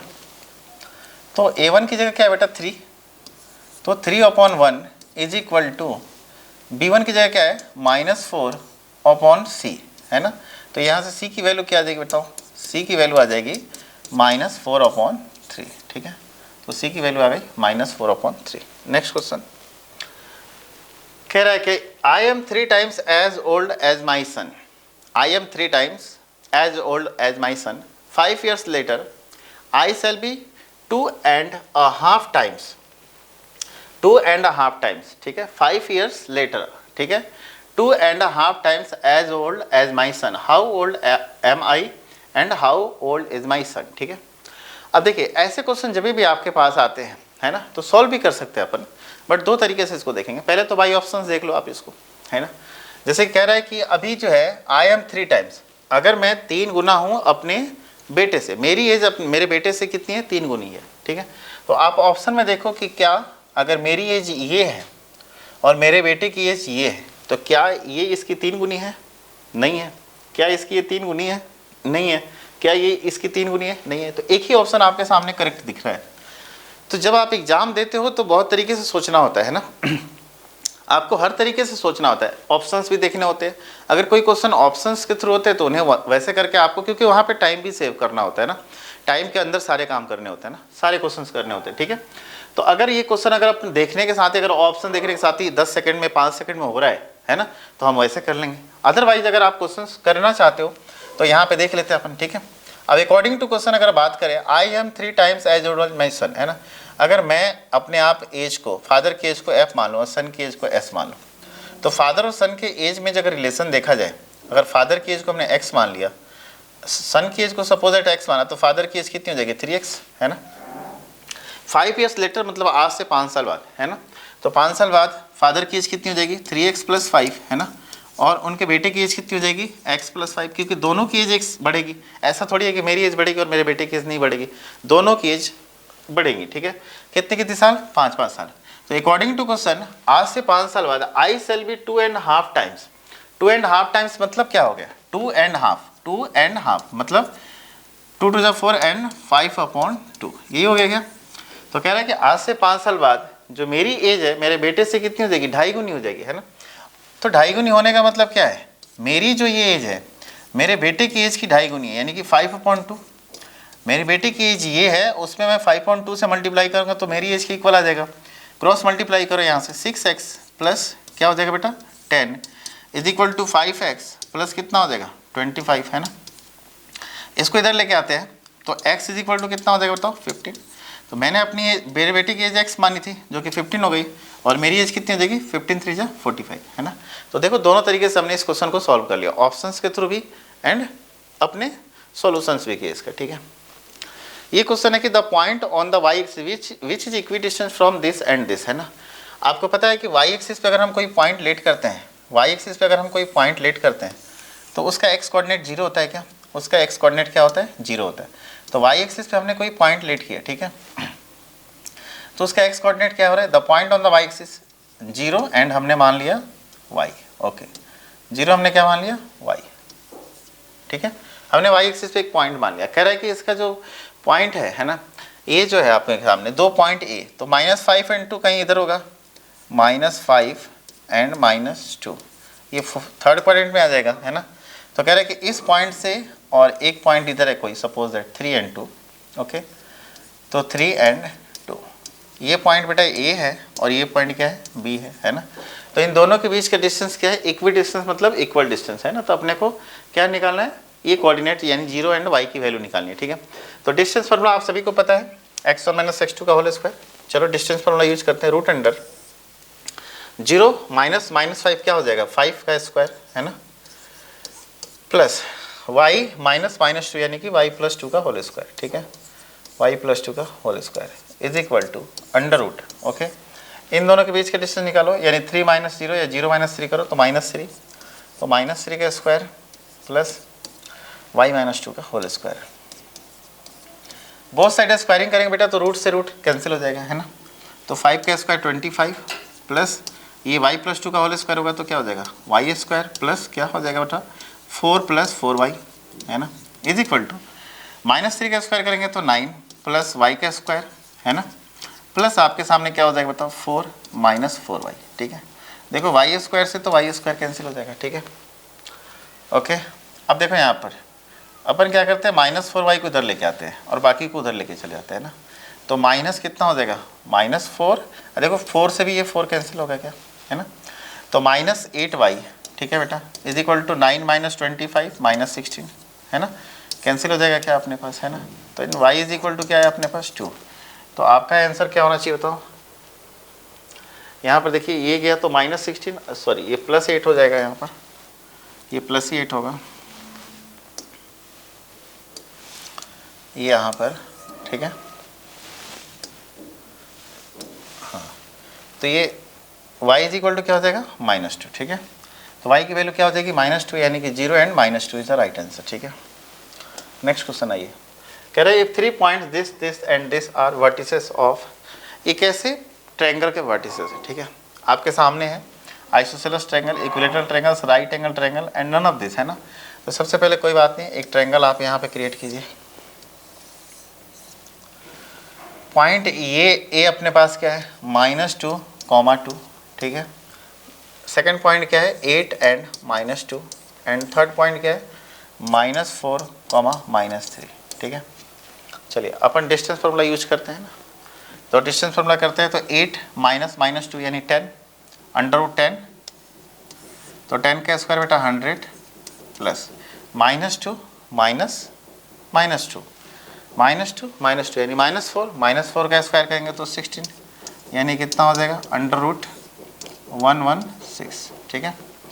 8 -2 यानी 8 + 2 10, ओके, 10 का स्क्वायर 100 -2 -2, ठीक है। तो -4 का स्क्वायर करेंगे 16 √116 आ गया, ठीक है। इन दोनों की बात कर लेते हैं अपन, है ना। तो 8 -4 करते हैं, है ना। तो 8 -4 करेंगे तो 8 + 4 हो जाएगा 12, 12 का स्क्वायर कितना हो जाएगा बताओ 144, है ना, ठीक है। -2 एंड -2 -3, ठीक है। -2 -3 यानी +3, तो +3 का स्क्वायर करेंगे तो 1 आ जाएगा, तो अंडर ये कितना हो जाएगा √145, ठीक है। अब इन दोनों के बीच की बात करें तो -4 है ना, -4 -2 यानी +2 हो गया, तो √2 है ना, 2 का स्क्वायर कितना हो गया 4 प्लस, ठीक है, -3 -2, ठीक है। तो -5 का स्क्वायर कितना हो जाएगा बताओ 25, है ना। तो ये कितना हो जाएगा अपने पास √29, है ना। तो 29 √29 √160, अगर इन दोनों का स्क्वायर करते हैं तो क्या आएगा, सम करेंगे स्क्वायर करके तो 145 आएगा, जो कि इसके इक्वल है। मतलब यहाँ पर कौन सा एंगल बन रहा है बेटा, राइट एंगल। तो ये कैसा ट्रायंगल है, राइट एंगल ट्रायंगल, ठीक है। नेक्स्ट क्वेश्चन, यहाँ पर क्वेश्चन क्या कह रहा है कि इस ट्रायंगल PQR का एरिया दे रखा है अपने पास कितना बेटा 48 सेंटीमीटर स्क्वायर। आपको इस साइडेड पोर्शन का एरिया निकालना है। आपको एक बात तो पता होनी चाहिए कि कोई ट्रायंगल है, ठीक है, कोई ट्रायंगल, ठीक है। अब इस ट्रायंगल में अगर ये मिड पॉइंट है, ठीक है, इस ट्रायंगल का अगर ये मिड पॉइंट है, तो अगर ये मिड पॉइंट है तो इस ट्रायंगल के एरिया को हाफ डिवाइड करेगा। क्यों करेगा, क्योंकि दोनों ट्रायंगल का बेस सेम है और इस बेस से इस पॉइंट की हाइट दोनों ट्रायंगल के लिए सेम होगी। तो अपन एरिया ऑफ ट्रायंगल अगर फाइंड करते हैं तो क्या होता है 1/2 बेस इंटू हाइट, है ना। तो बेस भी सेम है और हाइट भी सेम है, तो हम कह सकते हैं कि दोनों का एरिया सेम होगा, ठीक है। तो इन द सेम वे हम इधर बात करते हैं, S और T क्या है, मिड पॉइंट है। ये मिड पॉइंट है, मतलब ये दोनों लेंथ इक्वल है। तो मैं बात करता हूँ, अगर PQR का एरिया 48 है तो इस दोनों ट्रायंगल के एरिया और इस ट्रायंगल के एरिया की बात करें तो ये 24 एंड 24 हो जाएगा क्या, ठीक है, 24 यानी हाफ हाफ, ठीक है। एंड फिर से कह रहा है कि T is the mid point, T क्या है, मिड पॉइंट है। और इस ट्रायंगल PSQ का एरिया अपने पास कितना है 24 है, PSQ का एरिया कितना है 24 है, 24 है मीन्स इसका जितना एरिया हो जाएगा उतना ही एरिया ये होगा। क्यों, क्योंकि ये T is the mid point, तो ये भी एरिया क्या हो जाएगा बेटा 12 और ये क्या हो जाएगा साइड एरिया 12। तो 12 is the right answer, okay. Option number 3 12 is the right answer, okay. Next question पे आइए। यहाँ पर क्वेश्चन ये है कि in the given figure angle A is equal to 80 degree, ठीक है, and B is equal to 60 degree. B क्या है अपने पास 60 डिग्री। चलिए ये एंगल टोटल 60 डिग्री है, मैं यहाँ लिख देता हूँ ना। तो 80 + 60 कितना होता है 140, यानी x की वैल्यू यहाँ से कितनी आ गई बताओ 20, और ये x की वैल्यू कितनी आ गई 20, ओके 20 डिग्री, क्योंकि ट्रायंगल के तीनों एंगल का सम कितना होता है 180, ठीक है। एंड कह रहा है C is equal to 2x, है ना, and BDC is equal to I। BD and CD जो है bisector of angle B and C। आपको एक पता होगा कि एंगल D की वैल्यू यानी y इज इक्वल टू क्या होना चाहिए 90 degree minus angle A upon 2 या 90 डिग्री प्लस A अपॉन 2। देखो यहाँ पे अगर मैं B की बात करूँ, ठीक है, तो ये 90 + A अपॉन 2, अगर यही एक्सटीरियर एंगल बाइसेक्टर होता, ये एक्सटीरियर एंगल बाइसेक्टर होता, तो यहाँ से इसकी वैल्यू क्या होती है 90 डिग्री माइनस A/2। इसके लिए ये फार्मूला, ठीक है। अगर मुझे इस y की वैल्यू चाहिए तो 90 डिग्री प्लस a/2, दोनों फार्मूला याद रखिएगा, इंटीरियर एंगल बाइसेक्टर, ये एक्सटीरियर एंगल बाइसेक्टर, ठीक है। समझ आ रहा है क्या? इसको बोलते हैं एक्सटीरियर एंगल बाइसेक्टर, ये है इंटीरियर एंगल बाइसेक्टर। तो यहाँ से जो y की वैल्यू आएगी 90 डिग्री प्लस a/2, ठीक है। y इज इक्वल टू आएगी 90 डिग्री, है ना, और एंगल a की वैल्यू कितनी है 80 प्लस 2 अपॉन 2 प्लस, तो ये कितना हो जाएगा 40, 90 प्लस 40 कितना हो गया 130। यानी आपसे पूछ रहा है क्या, यहाँ पे क्या पूछ रहा है, find the value of x and y। तो x की वैल्यू हमने पहले ही 20 निकाल दी थी, है ना, एंड y की वैल्यू कितनी आ गई अपने पास 130, ठीक है। तो अपना answer third is the right answer, ठीक है। ओके, नेक्स्ट क्वेश्चन पे आइए आप लोग। नेक्स्ट क्वेश्चन ये है आपके सामने, ये है, कह रहा है क्या कि in the given figure A P parallel to D find the value of A plus B minus C, A plus B minus C. आप यहाँ से देखिए, इस लाइन को थोड़ा आगे बढ़ाइए आप, इस लाइन को आप आगे बढ़ाइए ऐसे, ठीक है। अगर ये ए है बेटा, तो ये एंगल कितना हो जाएगा बताइए, ये एंगल हो जाएगा 180 डिग्री माइनस ए। आपको पता है इन दोनों का सम बी के इक्वल होता है, यानी कि बी इज इक्वल टू होता है 180 डिग्री माइनस ए प्लस सी, ठीक है। तो अपने को चाहिए क्या, ए प्लस बी माइनस सी, सबको इधर लेके आइए, तो माइनस का ही है, इधर आके बेटा प्लस का ही हो जाएगा, तो ए प्लस बी, और इधर प्लस का सी है तो माइनस का सी हो जाएगा, is equal to 180 degree. 180 degree is the right answer. तो डियर स्टूडेंट, जो जीनियस का हमारा एग्जाम हुआ है, 9th क्लास का जो जीनियस एग्जाम हुआ है, उसका मेट का सॉल्यूशन हम डिस्कस करेंगे। मेट के खूब सारे क्वेश्चन आए थे, उनके हम ट्रिक्स जानते हैं। देखो क्वेश्चन नंबर 49 देखिएगा, what will be the total number of triangles in the given figure. नीचे दिए गए चित्र में कितने त्रिभुज हैं। देखो इस क्वेश्चन को हम कैसे सोल्व करेंगे। सबसे पहले अंदर 1, इसको देखो 1 + 2, इसमें कितने हो गए 3, 1 2 3, 1 2 3, कितने हो गए 3 3 6 और 3 9 और एक 10 10, तो ये हो गए। अब ये देखो एक पूरा बड़ा ट्रायंगल है, इसमें देख पा रहे हैं आप, ये बड़ा ट्रायंगल है, ये देखिएगा आप, ये एक बड़ा ट्रायंगल बन गया। तो कितने हो गए 3 6 9 10 और एक बड़ा ट्रायंगल, तो कितने हो गए हैं 11 हो गए। फिर आगे देखिए एक पैटर्न बन रहा है 1 2 3 4। तो आपको पता होगा जब भी हम इस ट्रायंगल में टोटल ट्रायंगल काउंट करते हैं तो इनका सम हो जाता है। तो इस पर्टिकुलर डायग्राम में कितने होंगे 4 + 3 7 9 10, तो इसमें कितने हो गए 10। सेम डायग्राम ऐसा है तो इसमें भी 10 हो गए, इसमें भी क्या हो गए 10 हो गए। तो कितने हो गए 10 10 20 + 10 30, तो 30 ये हो गए। कितने हो गए 41 हो चुके हैं। और एक पूरा ट्रायंगल देखो आप, पूरा ट्रायंगल, ये जो बड़ा ट्रायंगल आप देख पा रहे हैं, ये पूरा बड़ा ट्रायंगल, तो कितने हो गए 41 प्लस एक बड़ा ट्रायंगल हो गया 42। तो बहुत ही आसान क्वेश्चन था, तो इसका आंसर क्या आ जाएगा 42 आ जाएगा।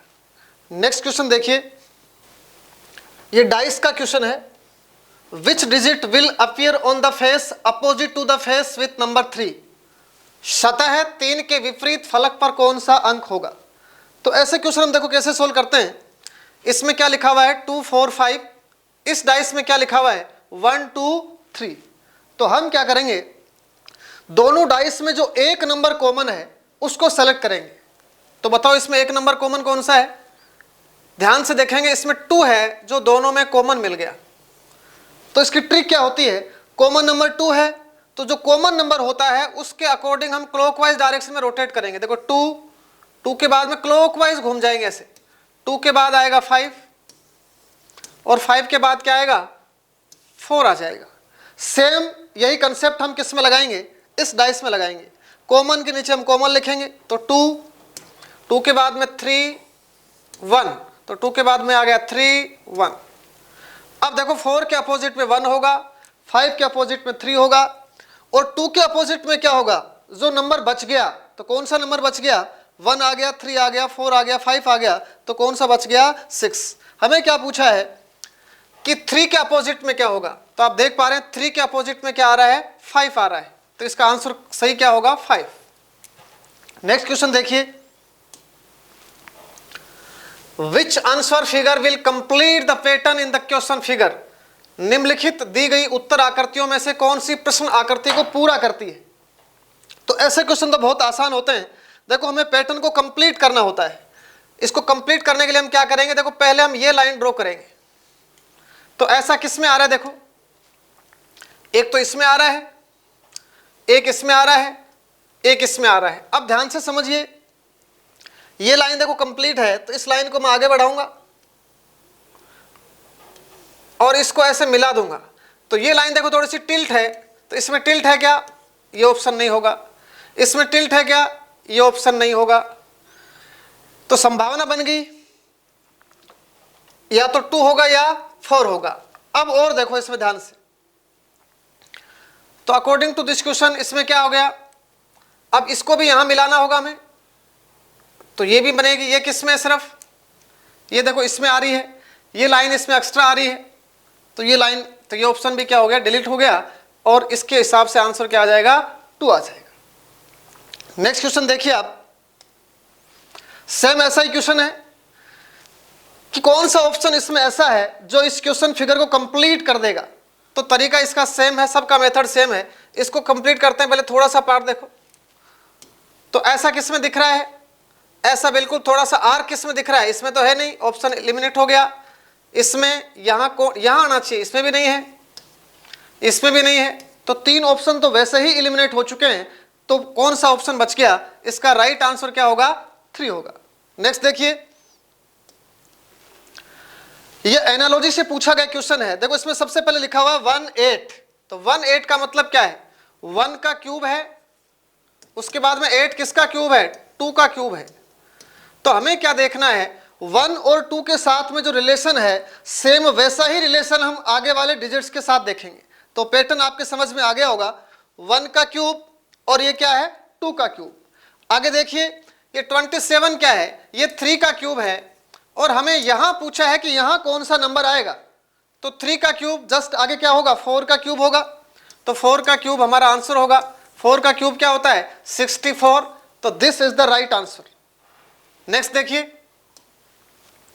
ये भी एनालॉजी से ही मिलता जुलता क्वेश्चन है। देखो यहां लिखा हुआ है 30 और फिर क्या 130। तो इन दोनों में क्या रिलेशन आप देख पा रहे हैं, ये देखो 30 क्या है, ये 5 का स्क्वायर है प्लस 5। 130 क्या है, 5 का क्यूब प्लस 5।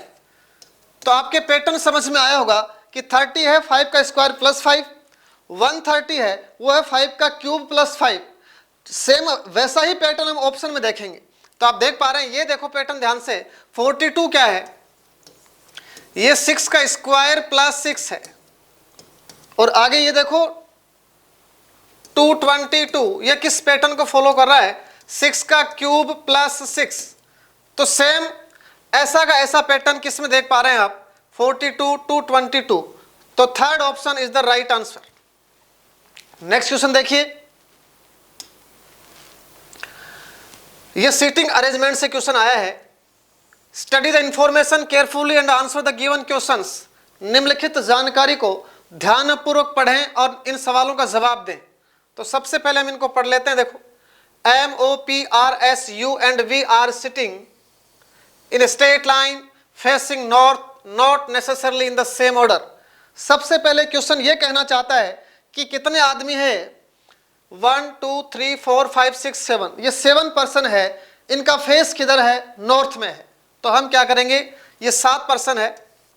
देखो 1 2 3 4 5 6 7, ये 7 पर्सन है।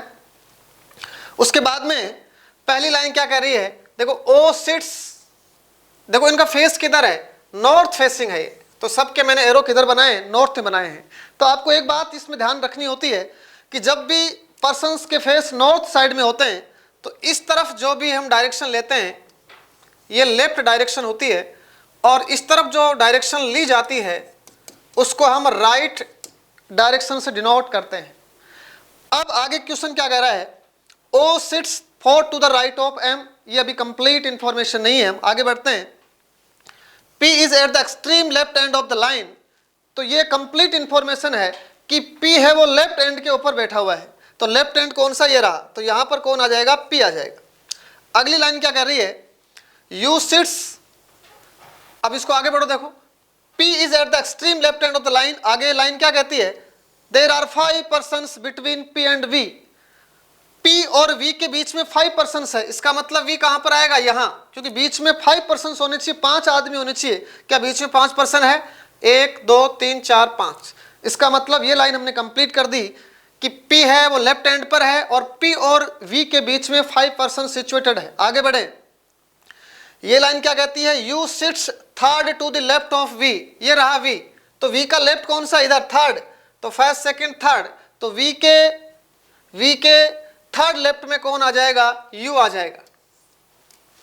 आगे देखिए ये क्या बोल रहा है, O sits 4 to the right of M, एक और भी लाइन है यहां पर देखो, R is not an immediate neighbor of O, इसको एक बार भूल जाते हैं, पहले हम इसको बनाते हैं, O sits 4 to the right of M, अगर हम M को यहां पर पुट करेंगे तो M के फोर्थ राइट में वो आएगा, तो M का फोर्थ राइट क्या होगा, फर्स्ट सेकंड थर्ड फोर्थ, कौन आ गया, O आ गया।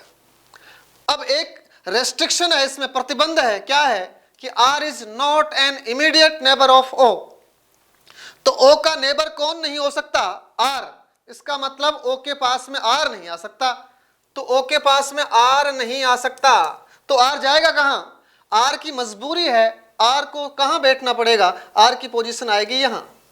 और फाइनली बच गया कौन, जो बच गया वो यहां पर आएगा, तो कौन बच गया बताओ, इसमें सारे आ गए हैं, S बच गया है, तो S अपने आप यहां पर बैठ जाएगा, तो ये इसका सीटिंग अरेंजमेंट बन गया।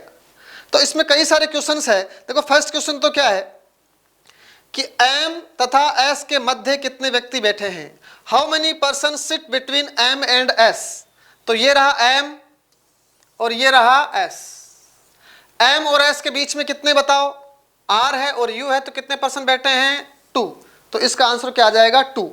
अब इसमें और भी कई सारे क्वेश्चंस बन सकते हैं, अगर आपको पूछे कि इस सीटिंग अरेंजमेंट में मिडिल में कौन बैठा है, अगर मिडिल की बात करें तो मिडिल में कौन आएगा, U देखो आप ध्यान से देखेंगे तो U एग्जैक्टली बिटवीन, एकदम बीच में बैठा है, तो मिडिल का पूछे तो इसका आंसर क्या आएगा, U आएगा। तो नेक्स्ट क्वेश्चन देखते हैं, नेक्स्ट क्वेश्चन यही है, which of the following represents the person sitting exactly in the middle of the line, तो अभी तो हमने डिस्कस किया था कि मिडिल में कौन बैठा है, U बैठा है। नेक्स्ट क्वेश्चन पे आते हैं, ये ब्लड रिलेशन से पूछा गया क्वेश्चन है, बहुत ही अच्छा क्वेश्चन है। Pointing to a man in a photograph, a woman says he is the father of my only daughter in law's father in law, how is man related to women, तो ऐसे question हम कैसे करते हैं आप ध्यान से समझेंगे। देखो pointing to a man in a photograph, a women says he, बताओ ये ही प्रोनाउन किसके लिए आया है, ही किसके लिए आया है, ही ये मैन के लिए आया है, तो ही ये मैन के लिए डिनोट कर रहा है। आगे देखो, ही is the father of my only daughter in law's father in law, अब देखो ये माई प्रोनाउन किसके लिए आया है, ये विमन के लिए आया है, तो माई वर्ड किसके लिए आया है, विमन के लिए आया है। अब ध्यान से देखो आप, तो यहां से मैं फैमिली चार्ट से इसको समझा रहा हूं, माई ओनली डॉटर इन लॉ, इसको हम 2 नंबर नाम दे देते हैं, only daughter in law's father 3 number father in law, तो क्या बन गया देखो, माई only daughter in law's father in law, father इसका फादर मतलब 4, तो इसकी लैंग्वेज को आप ध्यान से समझेंगे, ये क्या कह रहा है कि मेरे इकलौते पुत्र वधू के ससुर का पिता है कौन, वो मैन, क्या कह रहा है कि वुमेन के डॉटर इन लॉ के फादर इन लॉ का फादर कौन है, वो मैन। तो इसको हम फैमिली चार्ट से कैसे समझेंगे, देखो सबसे पहले आप विमन को डिनोट करें, आप देखो ये हो गया विमन, विमेन का डॉटर इन लॉ कौन होता है, विमन के जो सन होगा उसकी वाइफ, ये हो गई विमेन की डॉटर इन लॉ। इधर देखो ये क्या कह रहा है, विमेन की डॉटर इन लॉ हो गई, ये 2 नंबर दे दिया। डॉटर इन लॉ का फादर इन लॉ, तो डॉटर इन लॉ का फादर इन लॉ क्या होगा, इस विमन का पति होगा, तो इस पर हमने 3 नंबर की पोजीशन दे दी। और जो फादर इन लॉ है, फादर इन लॉ का फादर मतलब इसका फादर, इसको हम 4 नंबर दे दिया। और ये जो फादर है वही कौन है, मैन, इसका मतलब यही मैन है। अब हमें पूछा क्या गया, ध्यान से समझेंगे, how is man related to women, मतलब जो मेन है ना, इस विमन की क्या लगी, तो क्या लगी, देखो वुमेन की क्या लगी है मेन, ये मेन क्या लगता है, वुमन के हस्बैंड का पिता, हस्बैंड का पिता कौन होता है, ससुर, ससुर क्या बोलते हैं, फादर इन लॉ। तो इसका राइट आंसर क्या होगा, फोर्थ ऑप्शन होगा father in law. Next question देखिए, ये क्वेश्चन पूछा गया है डायरेक्शन एंड डिस्टेंस से, बहुत ही आसान क्वेश्चन है। क्वेश्चन क्या कहता है, Gopal started walking 2 kilometre straight from his school, then he turned right and walked 1 kilometer, again he turned right and walked 1 kilometer to reach his house. If his house is southeast from his school, then in which direction did Gopal start walking from the school? तो ऐसे question जब भी आते हैं, जब हमें starting direction पूछी जाती है, तो वो क्वेश्चन ऑप्शन से सबसे ज्यादा सही रहते हैं, क्योंकि ऑप्शन से हमें पता लग जाता है कि कौन सा राइट आंसर है। तो ऑप्शन से करते हैं, तो कैसे, कितना इजी क्वेश्चन है। मान लो इसका आंसर ईस्ट है, तो हम इससे स्टार्ट करेंगे।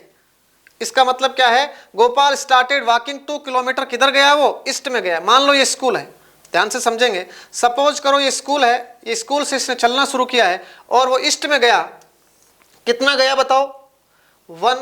Gopal started walking 2 kilometre straight from school, तो ये आ गया 2 किलोमीटर। आगे देखो आप, देन ही टर्न राइट, अब ये राइट मुड़ गया है, ये राइट टर्न लेता है और कितना चलता है, 1 kilometre.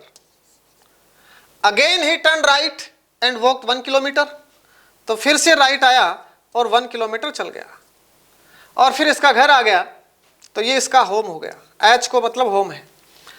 Then in which direction did he Gopal started walking from the school, देखो इसने बोल दिया, if his house is south east, क्या हाउस साउथ ईस्ट में है स्कूल से, ये देखो स्कूल है और ये इसका हाउस है, क्या साउथ ईस्ट में है, हाँ, क्योंकि ये होता है साउथ और ये क्या होता है ईस्ट। तो हमें पता लग गया इसका जो होम है वो स्कूल के रेस्पेक्ट में साउथ ईस्ट में आ गया है। इसका मतलब हमने सही डायरेक्शन का चुनाव किया था। इसका मतलब ये हुआ कि उसने सबसे पहले किधर चलना शुरू किया था, ईस्ट डायरेक्शन में इसने चलना स्टार्ट किया था। तो इसका राइट आंसर क्या होगा, ईस्ट हो जाएगा।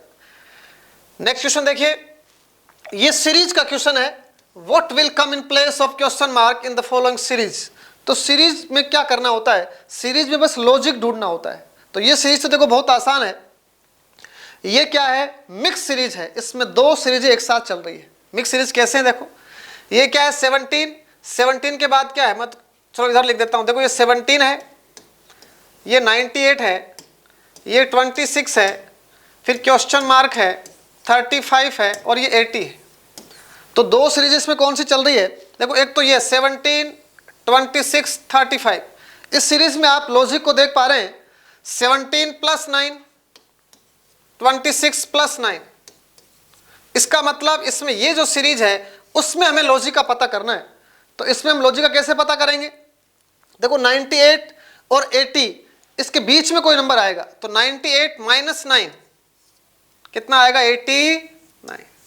अब सीरीज को बैलेंस करो, फिर -9 करो आप, तो 89 - 9 क्या होता है, 80। इसका मतलब इस सीरीज का जो राइट आंसर होगा वो 89 होगा। तो this is the right answer 89। Next question देखिए, ये भी सीरीज का, ये अच्छा क्वेश्चन है। देखो इस सीरीज को भी मैं साइड में लिख देता हूं, 2, 17, 89, 359, 1079 और आगे है क्वेश्चन मार्क। तो इस सीरीज का क्वेश्चन क्या कहना चाहता है, देखो इसका जो लॉजिक है बहुत ही अच्छा लॉजिक है। ये मल्टीप्लाई के साथ प्लस माइनस हो रहा है, तो क्या लॉजिक है, 2 6 जा 12, 2 6 जा 12 प्लस 5, 7 5 जा 85 प्लस 4। अब देखो लॉजिक आपको पता लग गया है, 6 जा प्लस 5, 5 जा प्लस 4, तो आगे क्या होगा, 4 जा प्लस 3, यहां क्या होगा, 3 जा प्लस 2 और लास्ट में क्या बनेगा, 2 जा प्लस 1। मतलब इसको 2 से मल्टीप्लाई करेंगे और 1 क्या कर देंगे, प्लस कर देंगे। तो आप देख पा रहे हैं इसको अगर आप 2 से मल्टीप्लाई करते हैं तो 9 2 जा 18, 7 2 जा 14, 15 और ये कितना आ गया 2, तो 2158 प्लस 1 और हो जाएगा। तो इसका राइट आंसर होगा 2159। तो किस ऑप्शन में है, fourth option is the right answer, 2159। तो इस सीरीज का लॉजिक आसान है।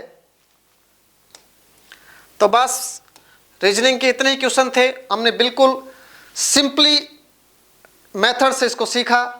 Thank you.